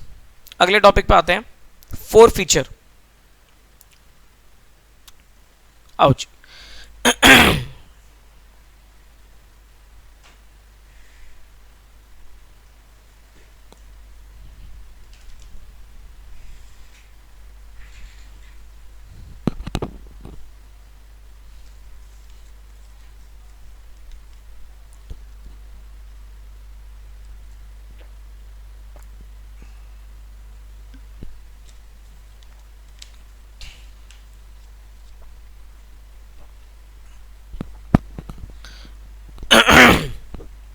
हाँ जी, forfeiture of shares. Forfeiture का मतलब क्या होता है? फोर फीचर का मतलब होता है जब्त करना, या फिर आप कह सकते हो कैंसिल करना। कैंसिल करना, देखो जी, the term forfeit means taking away of the property on breach of a condition। आप लोगों ने कॉन्ट्रैक्ट एक्ट पढ़ा होगा। कॉन्ट्रैक्ट में आपने एक टर्म देखी होगी, breach of contract. Breach of contract कि सर अगर ब्रीच होगा, अगर कॉन्ट्रैक्ट टूट जाता है तो उस केस में aggrieved party can claim damages from other party. ठीक, अब शेयर के केस में सर शेयर भी एक तरीके का कॉन्ट्रैक्ट होता है, contract between the company and contract between the share holder. Company और शेयर होल्डर के बीच में क्या होता है सर? एक कॉन्ट्रैक्ट साइन हो जाता है, जिसके अगेंस्ट, जिस कॉन्ट्रैक्ट के चलते share holder is bound to pay the amount called by the company. कि सर शेयर होल्डर की बाउंडेशन है, शेयर होल्डर की लाइबिलिटी है कि उसे अमाउंट जब जब भी कंपनी मांगेगी तब तब उसे पे करना पड़ेगा। आज अगर मैं रिलायंस का शेयर खरीद लेता हूं तो रिलायंस जैसे जैसे मुझसे पैसे मांगेगी तो मुझे उसे पे करने पड़ेंगे, मतलब जितना मेरा शेयर का अमाउंट बनता है उतना ही।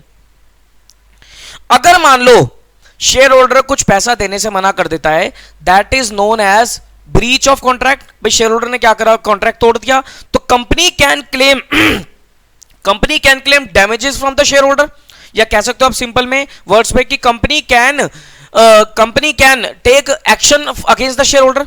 तो कंपनी जो डैमेजेस क्लेम करती है या कंपनी जो एक्शन लेती है, उस एक्शन को बोला जाता है four feature of share. Company क्या करती है? कंपनी उस शेयर होल्डर के शेयर को कर देती है कैंसिल, और उस शेयर होल्डर ने जितना भी पैसा कंपनी को दिया है, कंपनी उसे क्या कर लेती है? अपने पास फोरफीट कर लेती है या अपने पास रख लेती है, और कंपनी उसका नाम काट देती है। ठीक, फॉर एग्जांपल मैं एक कंपनी हूं और एक शेयर होल्डर है एक्स ने मुझे पैसे नहीं दिए, पूरे पैसे नहीं दिए, तो मैंने क्या करा?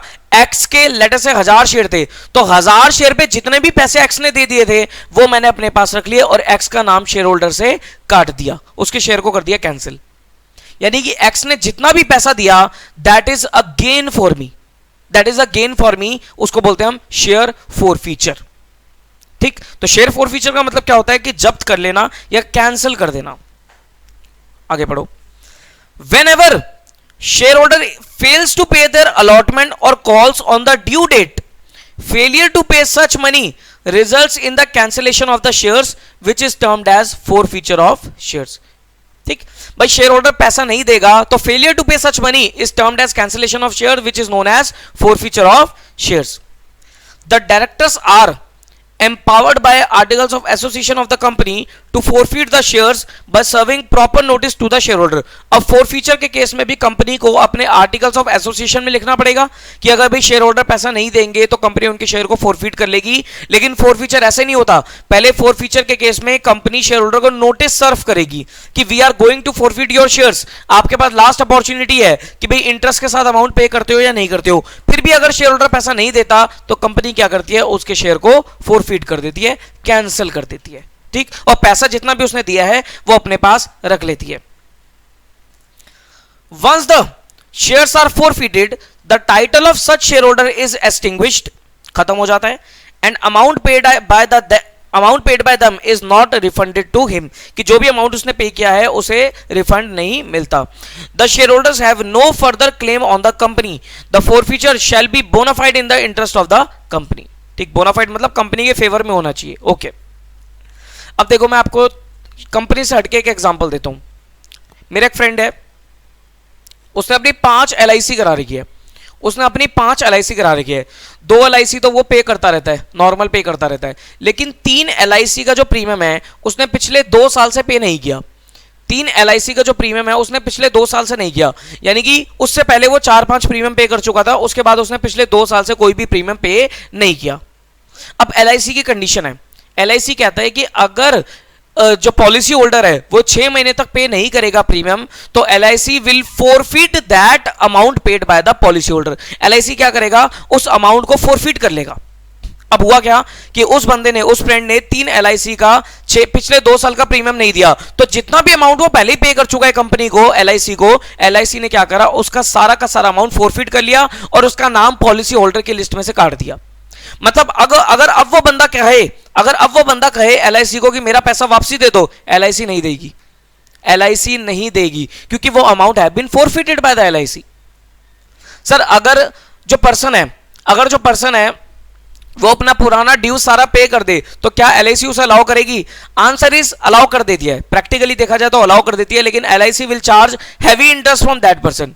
उस पर इंटरेस्ट लगा देगी अच्छा खासा। वो कहेगी अगर आपको अपनी LIC रिन्यू करानी है, दोबारा स्टार्ट करवानी है, तो आपको इंटरेस्ट के साथ, और वो इंटरेस्ट अच्छा खासा होगा, उस इंटरेस्ट के साथ आपको सारा ड्यू अमाउंट पे करना पड़ेगा। तो सेम चीज को आप कंपनी के पॉइंट ऑफ व्यू से भी सोचो कि सर कोई शेयर होल्डर पैसे नहीं दे रहा था, कंपनी ने मांगे, नोटिस भेजे, बोला कि भैया इंटरेस्ट के साथ पे कर दो, टाइम पीरियड दिया, उसके बाद भी उसने नहीं पे करा, तो कंपनी क्या करती है, उसके शेयर को कैंसिल कर देती है, फोरफिट कर देती है, और जितना अमाउंट इस बंदे ने पे कर दिया वो पैसा क्या करेगी, कंपनी अपने पास रख लेगी in a separate account, that is share forfeiture account. ठीक, आगे देखो, while passing the accounting entries the following point shall be kept in mind. अच्छा, अब आपको कुछ बातें ध्यान में रखनी है। आपको यह ध्यान रखना है sir, amount called up, that is amount credited to capital in respect of forfeited share, कि जो शेयर फोरफिट करने जा रहे हो उस पर कंपनी कितना पैसा मंगवा चुकी है, that is your called up value. Amount already received in respect of दो शेयर, कि कंपनी कितना पैसा रिसीव कर चुकी है उन शेयर्स पे, दैट इज योर, वो अमाउंट जाएगा फोरफीचर में। और अमाउंट ड्यू, ध्यान से, amount due but has not been received in respect of दो शेयर, कि कितना अमाउंट ड्यू हो गया था और नहीं दिया, कितना अमाउंट कंपनी ने मांग लिया, that is called up value. कितना अमाउंट शेयर होल्डर ने पे कर दिया, दैट इज अमाउंट पेड, जो फोरफीचर में जाएगा। और फिर आएगा amount due but not paid, यानी कि वो पैसा जो कंपनी ने मांग लिया लेकिन पे नहीं हुआ, वो अलग से आएगा। ठीक,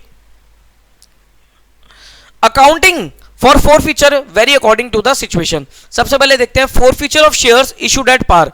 अगर मान लो मैंने कोई शेयर पार पे इशू करे थे और उनको फोरफिट किया, क्या एंट्री डलेगी, शेयर कैपिटल अकाउंट डेबिट। अब देखो मैं शेयर कैपिटल को क्या कर रहा हूं, शेयर को कैंसिल कर रहा हूं, शेयर को कैंसिल कर रहा हूं, इसलिए मैं क्या करूंगा, शेयर कैपिटल डेबिट करूंगा। तो entry will be share capital account debit, number of shares into called up value पर शेयर। भाई शेयर कैपिटल कितने से डेबिट होगी, जितने से क्रेडिट हुई है, और शेयर कैपिटल कितने से क्रेडिट होगी, कॉल्ड अप वैल्यू से, जितना पैसा मांग लिया।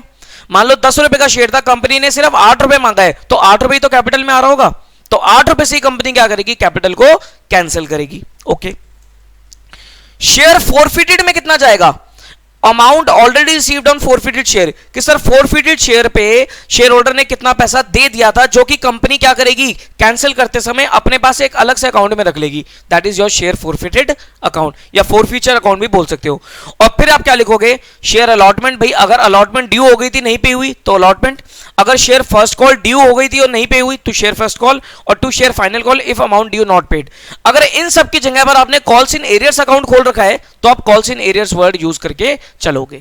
अभी देखा ना कि सर कॉल्स इन एरियर्स भी यूज कर सकते हैं, तो अगर पहले से आपने कॉल्स इन एरियर्स यूज कर रखा है, तो you have to use calls in arrears account in the entry of forfeiture. ठीक, तो एंट्री क्या बनाई, दोबारा देखो सर, एंट्री क्या बनाई, शेयर कैपिटल डेबिट कितने से, कॉल्ड अप वैल्यू से, to share forfeiture. Share forfeiture में कितना आएगा, amount receive by the company, या फिर आप कह सकते हो amount paid by the share holder, कि शेयर होल्डर ने कितना पैसा दे दिया था। और to share allotment, if allotment is due but not paid, to share first call if first call is due but not paid, and to share final call if final call is due but not paid. इनकी जगह पर आप calls in arrears भी use कर सकते हो। ठीक, INT समझ में, आईएनटी समझ में। आओ जी, इससे रिलेटेड दो क्वेश्चंस करते हैं। अब फोर फीचर का टॉपिक सर आपके भर भर के क्वेश्चंस है।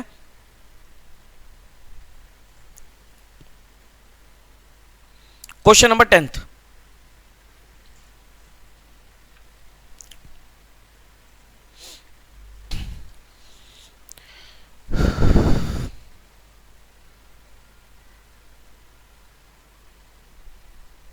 पढ़ो। A Limited forfeited 30,000 equity share of 10 fully called up held by Mr. X for the non-payment of final call of 4 per share. However, he paid application money at the rate of 2 per share and allotment money 4 per share. These shares were originally issued at par. Give the journal entry for forfeiture. डाले sir forfeiture की entry. Question number 10th, case क्या कह रहा है? वो कह रहा है कि एक शेयर होल्डर था जिसके पास 30,000 शेयर्स थे, 10 रुपए की कॉल्ड अप वैल्यू थी, जिसमें से उस शेयर होल्डर ने 2 रुपए की एप्लीकेशन पे कर दी, 4 रुपए के अलॉटमेंट पे कर दी, यानी कि 6 रुपए पे कर दिए, लेकिन 4 रुपए की फाइनल कॉल उसने नहीं पे करी और कंपनी ने उसके शेयर को फोरफीट कर लिया। एंट्री डालो फोर फीचर की।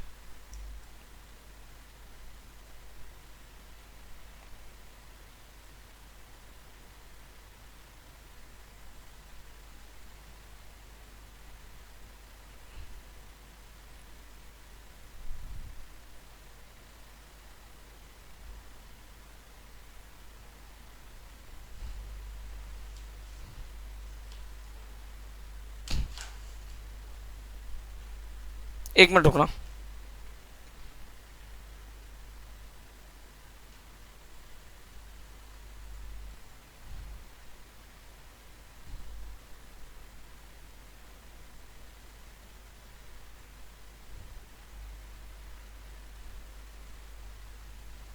आओ जी, तो एंट्री डालो। एंट्री क्या डालेगी? Equity share, capital account, debit, कितने से? 30,000 शेयर फोरफीट हुए हैं into called up value.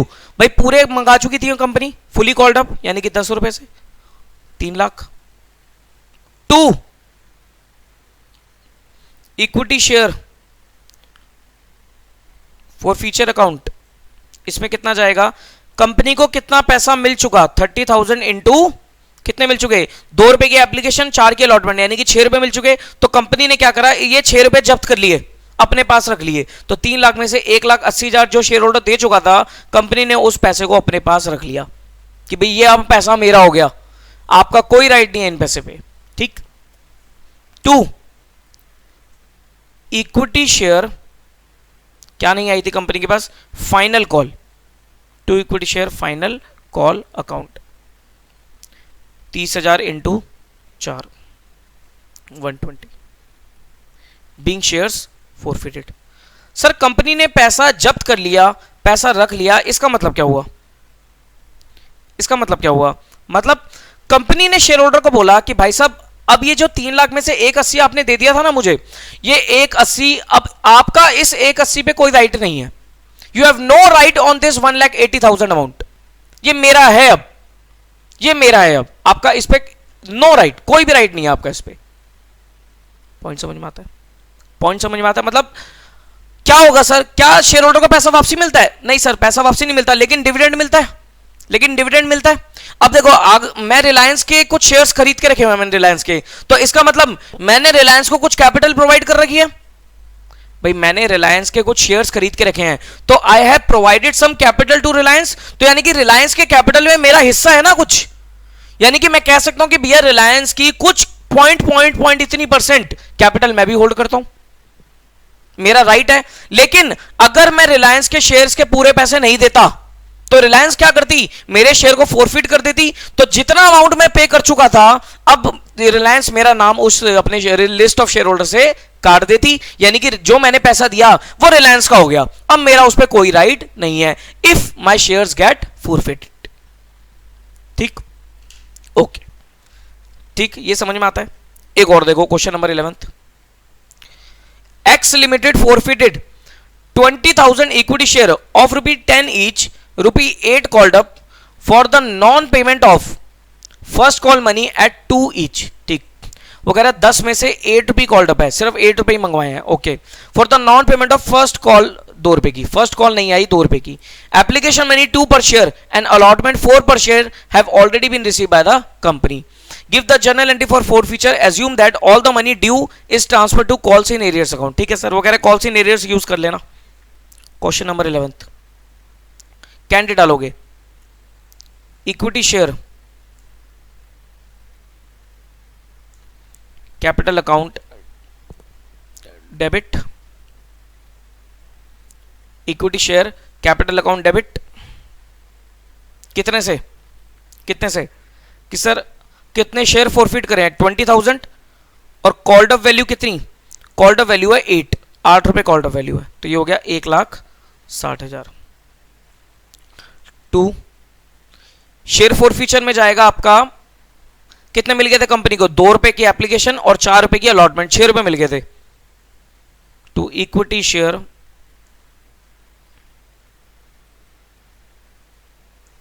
forfeiture account, that is 20,000 into 6, 120 मिल गया। और क्या नहीं मिला, फर्स्ट कॉल नहीं मिला 2 रुपए की। To equity share first call account 20,000 into 2, 40,000 नहीं मिले। ठीक, being shares forfeited, being shares forfeited, clear point, done। Okay, आओ जी अब नेक्स्ट कॉन्सेप्ट पे।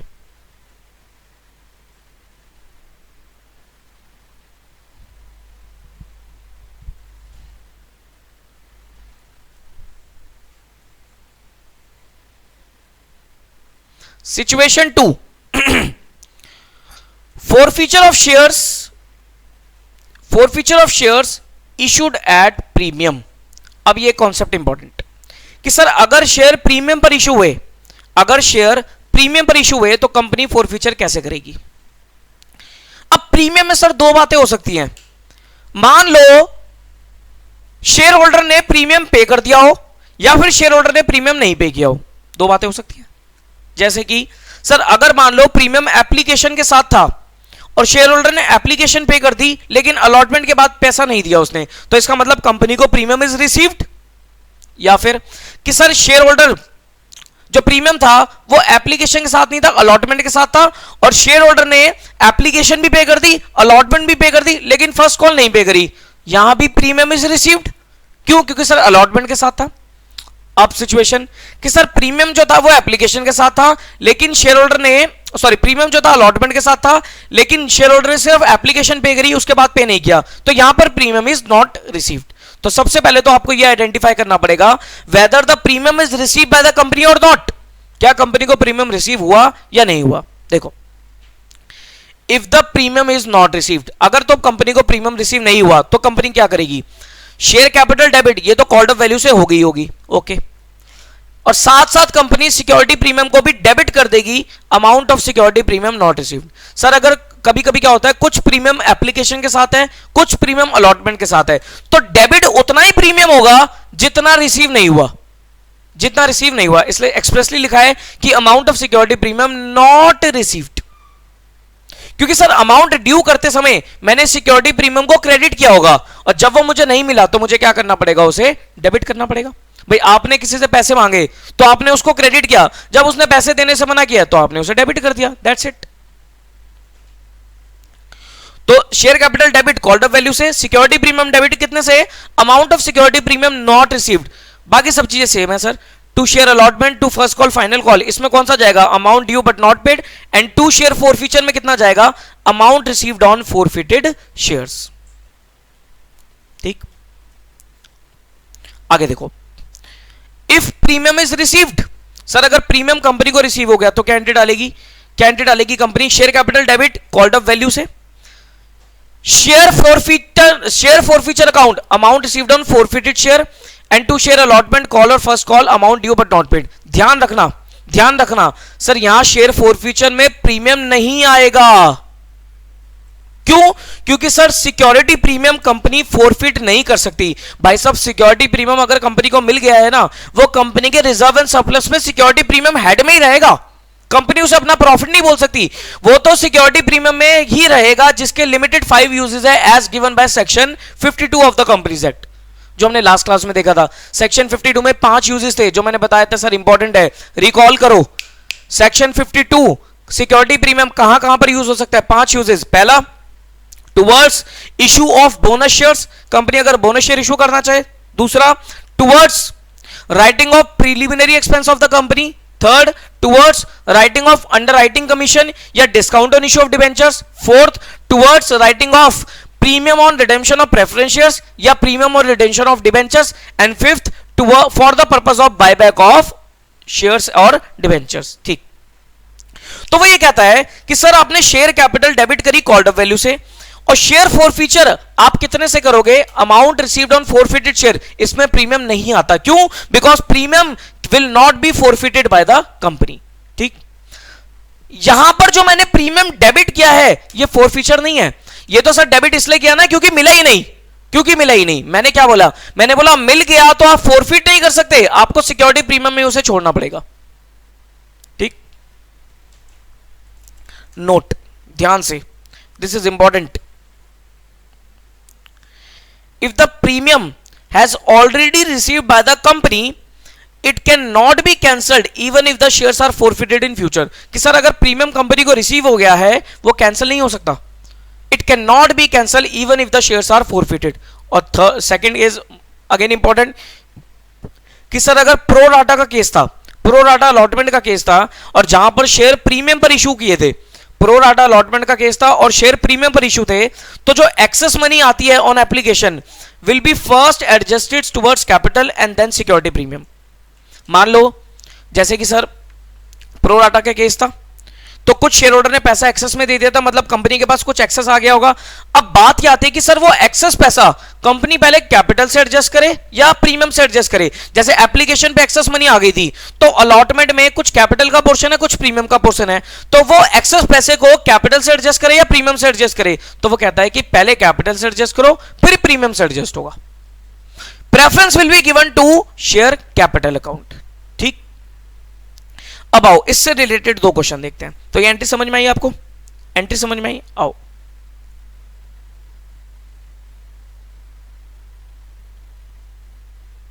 क्वेश्चन नंबर 12th और 13th 2 क्वेश्चन देखेंगे।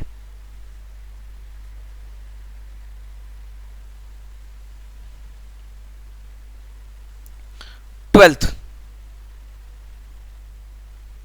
पढ़ो। X limited forfeited 5,000 equity share of 100 each fully called up which were issued at a premium of 20%। तो यानी कि प्रीमियम कितना हो गया? प्रीमियम अमाउंट हो गया आपका 20 रुपए का। Amount payable on the shares were as follows. Application 20 रुपए की, अलॉटमेंट 50 की इंक्लूडिंग प्रीमियम, तो अलॉटमेंट होगी 30 + 20। फर्स्ट एंड फाइनल कॉल 50 रुपए की। Only the application money was paid by the share holder in respect of these shares, pass the journal entry for फॉरफीचर्स।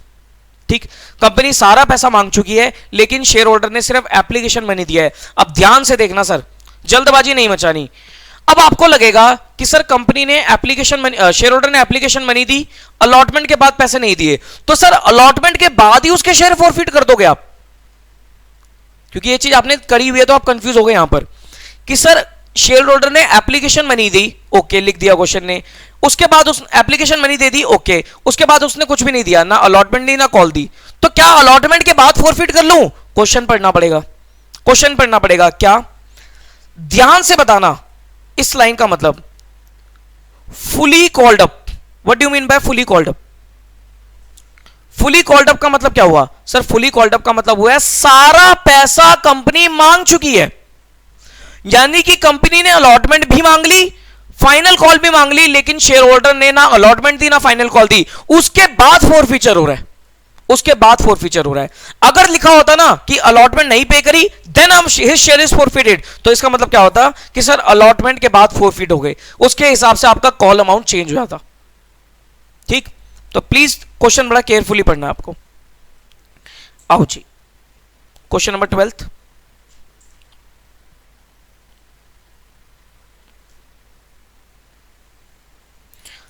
बताओ इस question में वेदर प्रीमियम इज रिसीव्ड और not.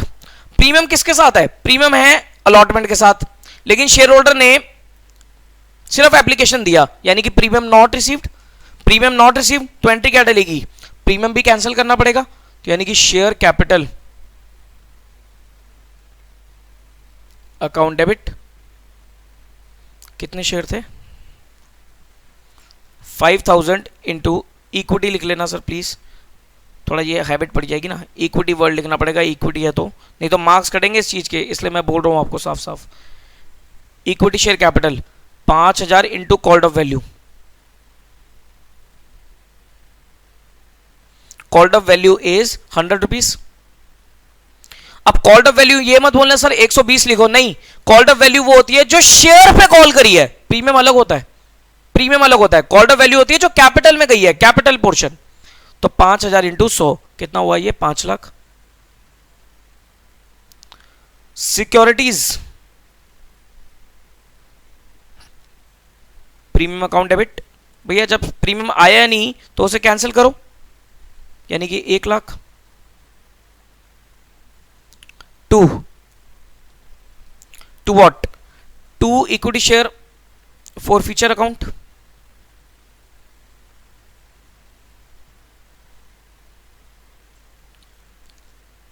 $5000 into application आ गई थी ना, एप्लीकेशन थी 20 की, तो 1 लाख रुपए आ गए, ये फोरफिट हो गए। उसके बाद टू इक्विटी शेयर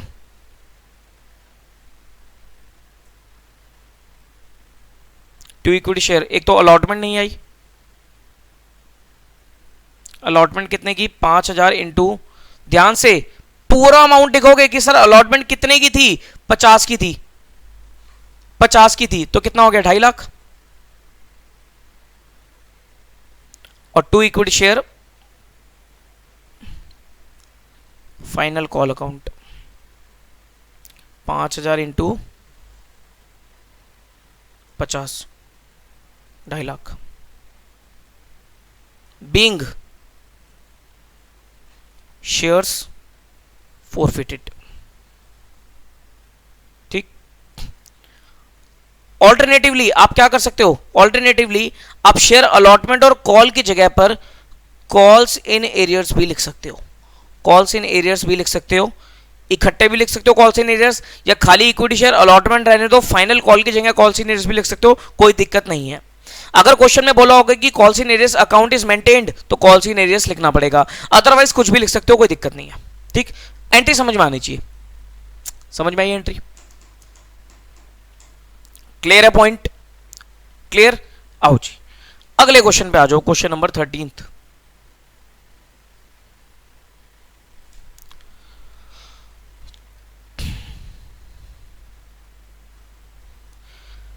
Mr.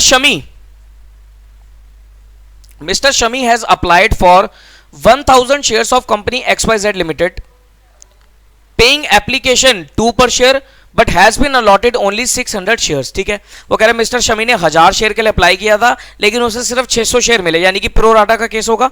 2 रुपए की एप्लीकेशन बनी थी, शेयर की फेस वैल्यू है 10 रुपए और प्रीमियम है 2 रुपए का। Which are payable as follows: allotment 5 रुपए including premium and final call 5 रुपए। Now in case Mr. Shami does not pay allotment and final call, his shares were forfeited, यानी कि forfeiture कब हो रहा है? फाइनल कॉल के बाद। The following entry will be passed on forfeiture, मतलब ये क्वेश्चन लिख लेना, ऐसे लिख लेना, pass the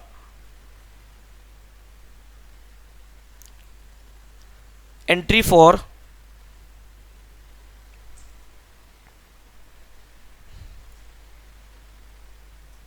forfeiture, pass the entry for forfeiture।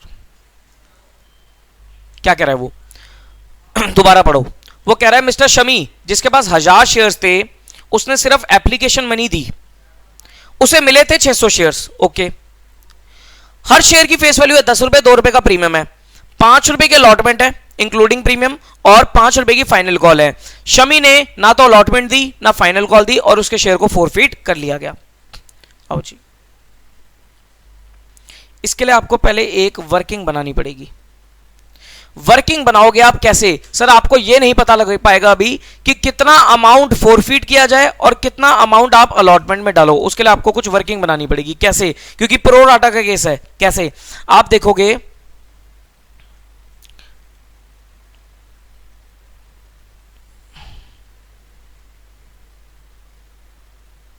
Amount received on application, application पे कितना मिला होगा कंपनी को? 1000 इंटू 2 यानी कि 2000 मिला होगा। लेस करोगे amount required on application, 600 into 2 1200, इसका मतलब 800 इज एक्सेस, एक्सेस रिसीव्ड। अरे हाँ या ना? एक्सेस रिसीव, इसका मतलब सर कंपनी को एप्लीकेशन पे 2000 मिले, लेकिन चाहिए कितने थे कंपनी को? 1200, यानी कि कंपनी को एक्सेस एप्लीकेशन शमी से कितने मिल गए? 800 रुपए एक्सेस मिल गए। अब कंपनी ने क्या किया होगा? इस 800 रुपए को अलॉटमेंट में एडजस्ट किया होगा। तो मैं ये नहीं कह सकता कि सर सारी अलॉटमेंट नहीं मिली, कुछ अलॉटमेंट मिल चुकी है। कैसे? सर ये 800 एडजस्ट हो गए थे, ये 800 एडजस्ट हो गए थे, इसलिए कुछ अलॉटमेंट मिल चुकी है। तो प्लीज केयरफुली ध्यान से। अब मुझे बताओ amount due on allotment, allotment पे कितना अमाउंट ड्यू था? 600 इंटू 5 यानी कि 3000 का अमाउंट ड्यू था। मुझे बताओ 3000 में से कैपिटल पोर्शन कितना था? कैपिटल पोर्शन हो जाएगा, प्रीमियम कितना था? प्रीमियम था आपका 2, यानी कि 3 रुपए का कैपिटल पोर्शन, तो 1800 का कैपिटल पोर्शन और प्रीमियम पोर्शन 1200 का।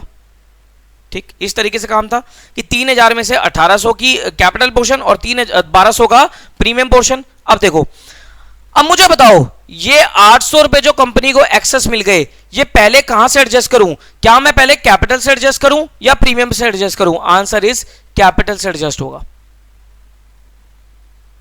कैपिटल से एडजस्ट होगा। इसका मतलब आप क्या बोलोगे कि भैया कैपिटल से 800 एडजस्ट कर लो, इसका मतलब नॉट रिसीव्ड, कि सर 1000 की तो कंपनी को कैपिटल नहीं मिली और पूरा का पूरा 1200 की कंपनी को प्रीमियम नहीं मिला, ये बोलोगे आप।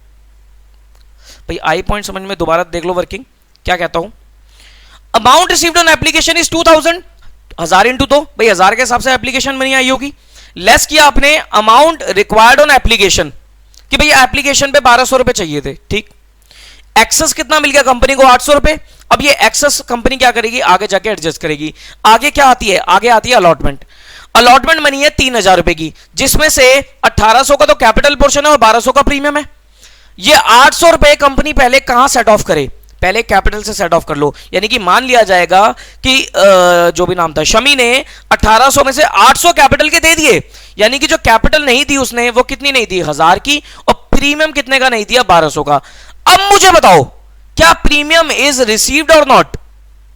Answer is premium is not received. Sir अगर कुछ अमाउंट मेरा प्रीमियम पे भी एडजस्ट हो जाता फिर मैं क्या करता? फिर मेरा कुछ प्रीमियम इज रिसीव्ड, कुछ is not received.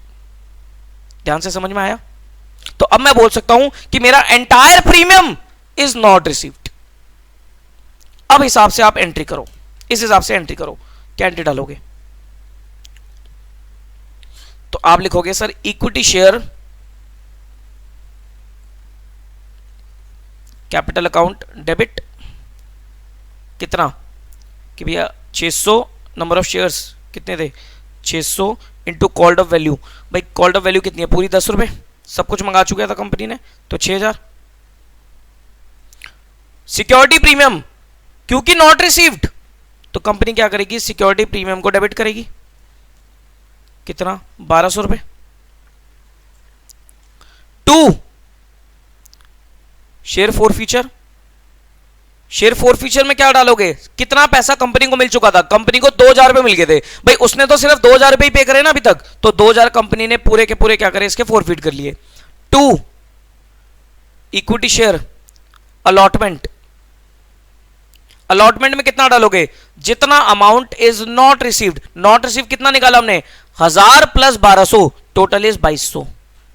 And 2 equity share, final call भी नहीं दी थी उसने, final call that is 600 into कितने की थी 5, 3000। ठीक, बीइंग शेयर्स फॉरफिटेड। तो प्रो राटा के केस में फॉरफिटेड, तो जब आपका केस हो प्रोराटा अलॉटमेंट विथ प्रीमियम और उसके बाद आपका फॉरफीचर हो रहा हो, तो आपको एक वर्किंग से बना के चेक करना पड़ेगा कि भाई साहब कैसे कैसे एडजस्टमेंट होनी है अमाउंट की। क्योंकि सर प्रो राटा के केस में जनरली कुछ अमाउंट पहले ही आ जाता है कंपनी के पास, तो आप ये नहीं कह सकते कि सर अलॉटमेंट पूरी नहीं मिली। जब पैसा पहले आ गया तो उसमें कुछ पोर्शन तो एडजस्ट हो जाएगा ना, जो बचेगा बैलेंस वही तो आप बोलोगे नॉट रिसीव्ड अमाउंट, और उसी के हिसाब से आपको पता लगेगा कि वेदर प्रीमियम इज रिसीव्ड और नॉट।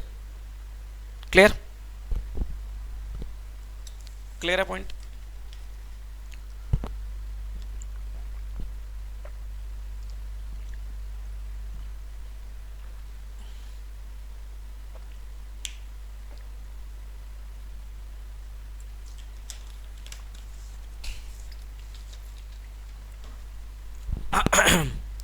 डन।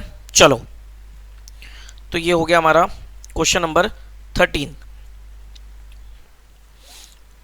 आगे आ जाओ।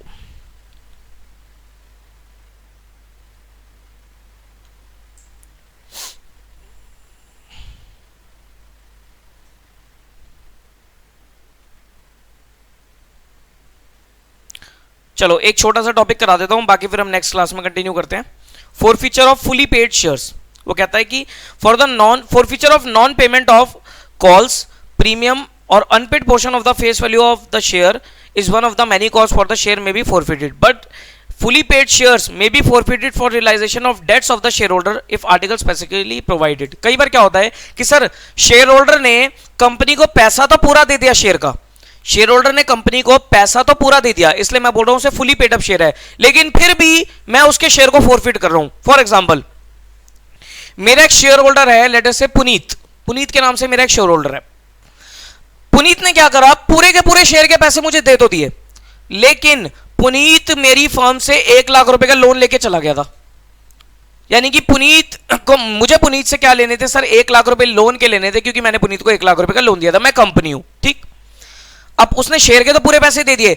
अब अगर मैं अपने आर्टिकल्स में ये लिख दूं कि भाई अगर मेरे शेयर होल्डर की कोई भी लायबिलिटी होगी तो मैं उसके शेयर को फॉरफिट कर लूंगा, तो मैं पुनीत को एक नोटिस दूंगा कि आपने मेरे से 1 लाख रुपए ले रखे थे और आपका अमाउंट ड्यू है इतने साल पुराना, विद इंटरेस्ट पैसा जमा करा दो, नहीं तो I will forfeit your share, मैं आपके शेयर कैंसिल कर दूंगा और आपकी लायबिलिटी को, मतलब डेट को एडजस्ट कर लूंगा।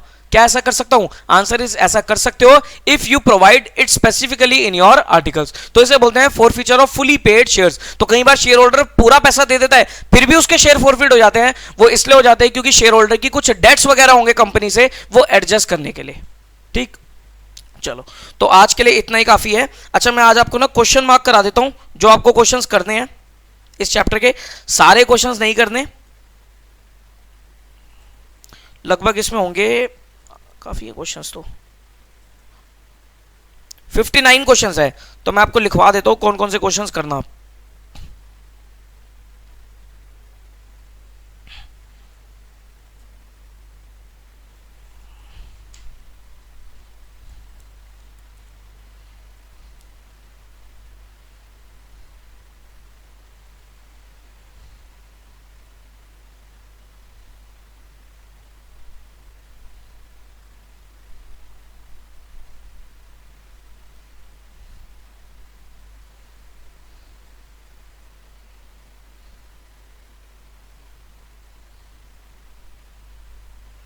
बी लिमिटेड,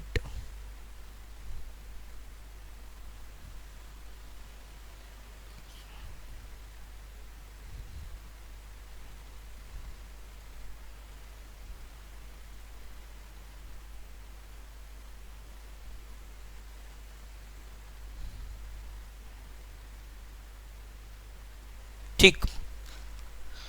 1 से लेकर 20 तक ये तो आपको सारे करने हैं, नीचे लिख लो।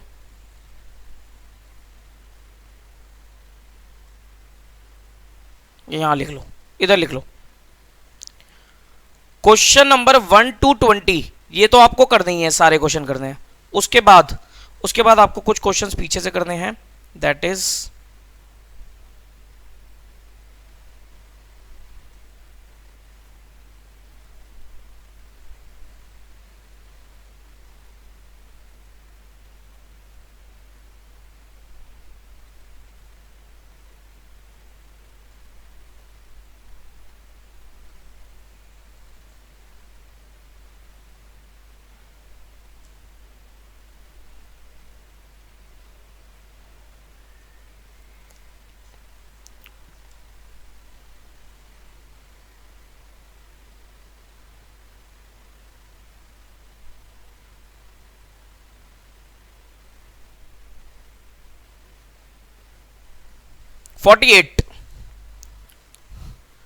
क्वेश्चन नंबर 48 से शुरू हो जाना और 59 तक ये क्वेश्चंस करने हैं, यानी कि 20 क्वेश्चंस तो यहां पर हो गए,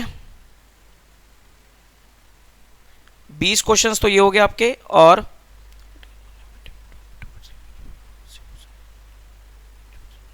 12 क्वेश्चंस ये हो गए, लगभग 12 हो गए ना, हाँ 32 क्वेश्चंस करने हैं आपको, दैट्स इट। सर 59 क्वेश्चंस क्यों डाले? पहले आपको ये 32 क्वेश्चंस करने हैं, पहले आपको ये 32 क्वेश्चन करना है। प्लीज याद रखना, टाइम वेस्ट कर दोगे नहीं तो। क्वेश्चन नंबर 1 से लेकर 20 तक सारे क्वेश्चन होने चाहिए, 48 से 59 फिर आप करोगे।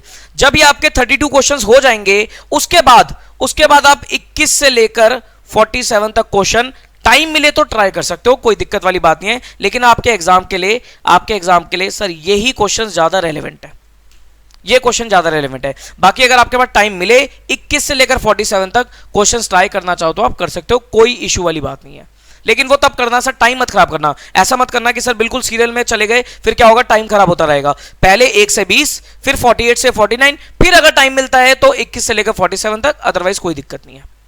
ठीक, चलो फिर, चलो तो इसी के साथ हमारा ये आज वाली क्लास ओवर होती है। अब मैं नेक्स्ट क्लास में आकर आपको जो आपका क्या नाम है, रीइशू का जो छोटा सा कंसेप्ट है वो कराऊंगा, और बाकी ये जो क्वेश्चंस हैं यहाँ बचे हुए वो हम डिस्कस करेंगे। ठीक है जी, चलो बाकी हम कंटिन्यू करेंगे नेक्स्ट क्लास में। Till then take care of yourself, bye bye.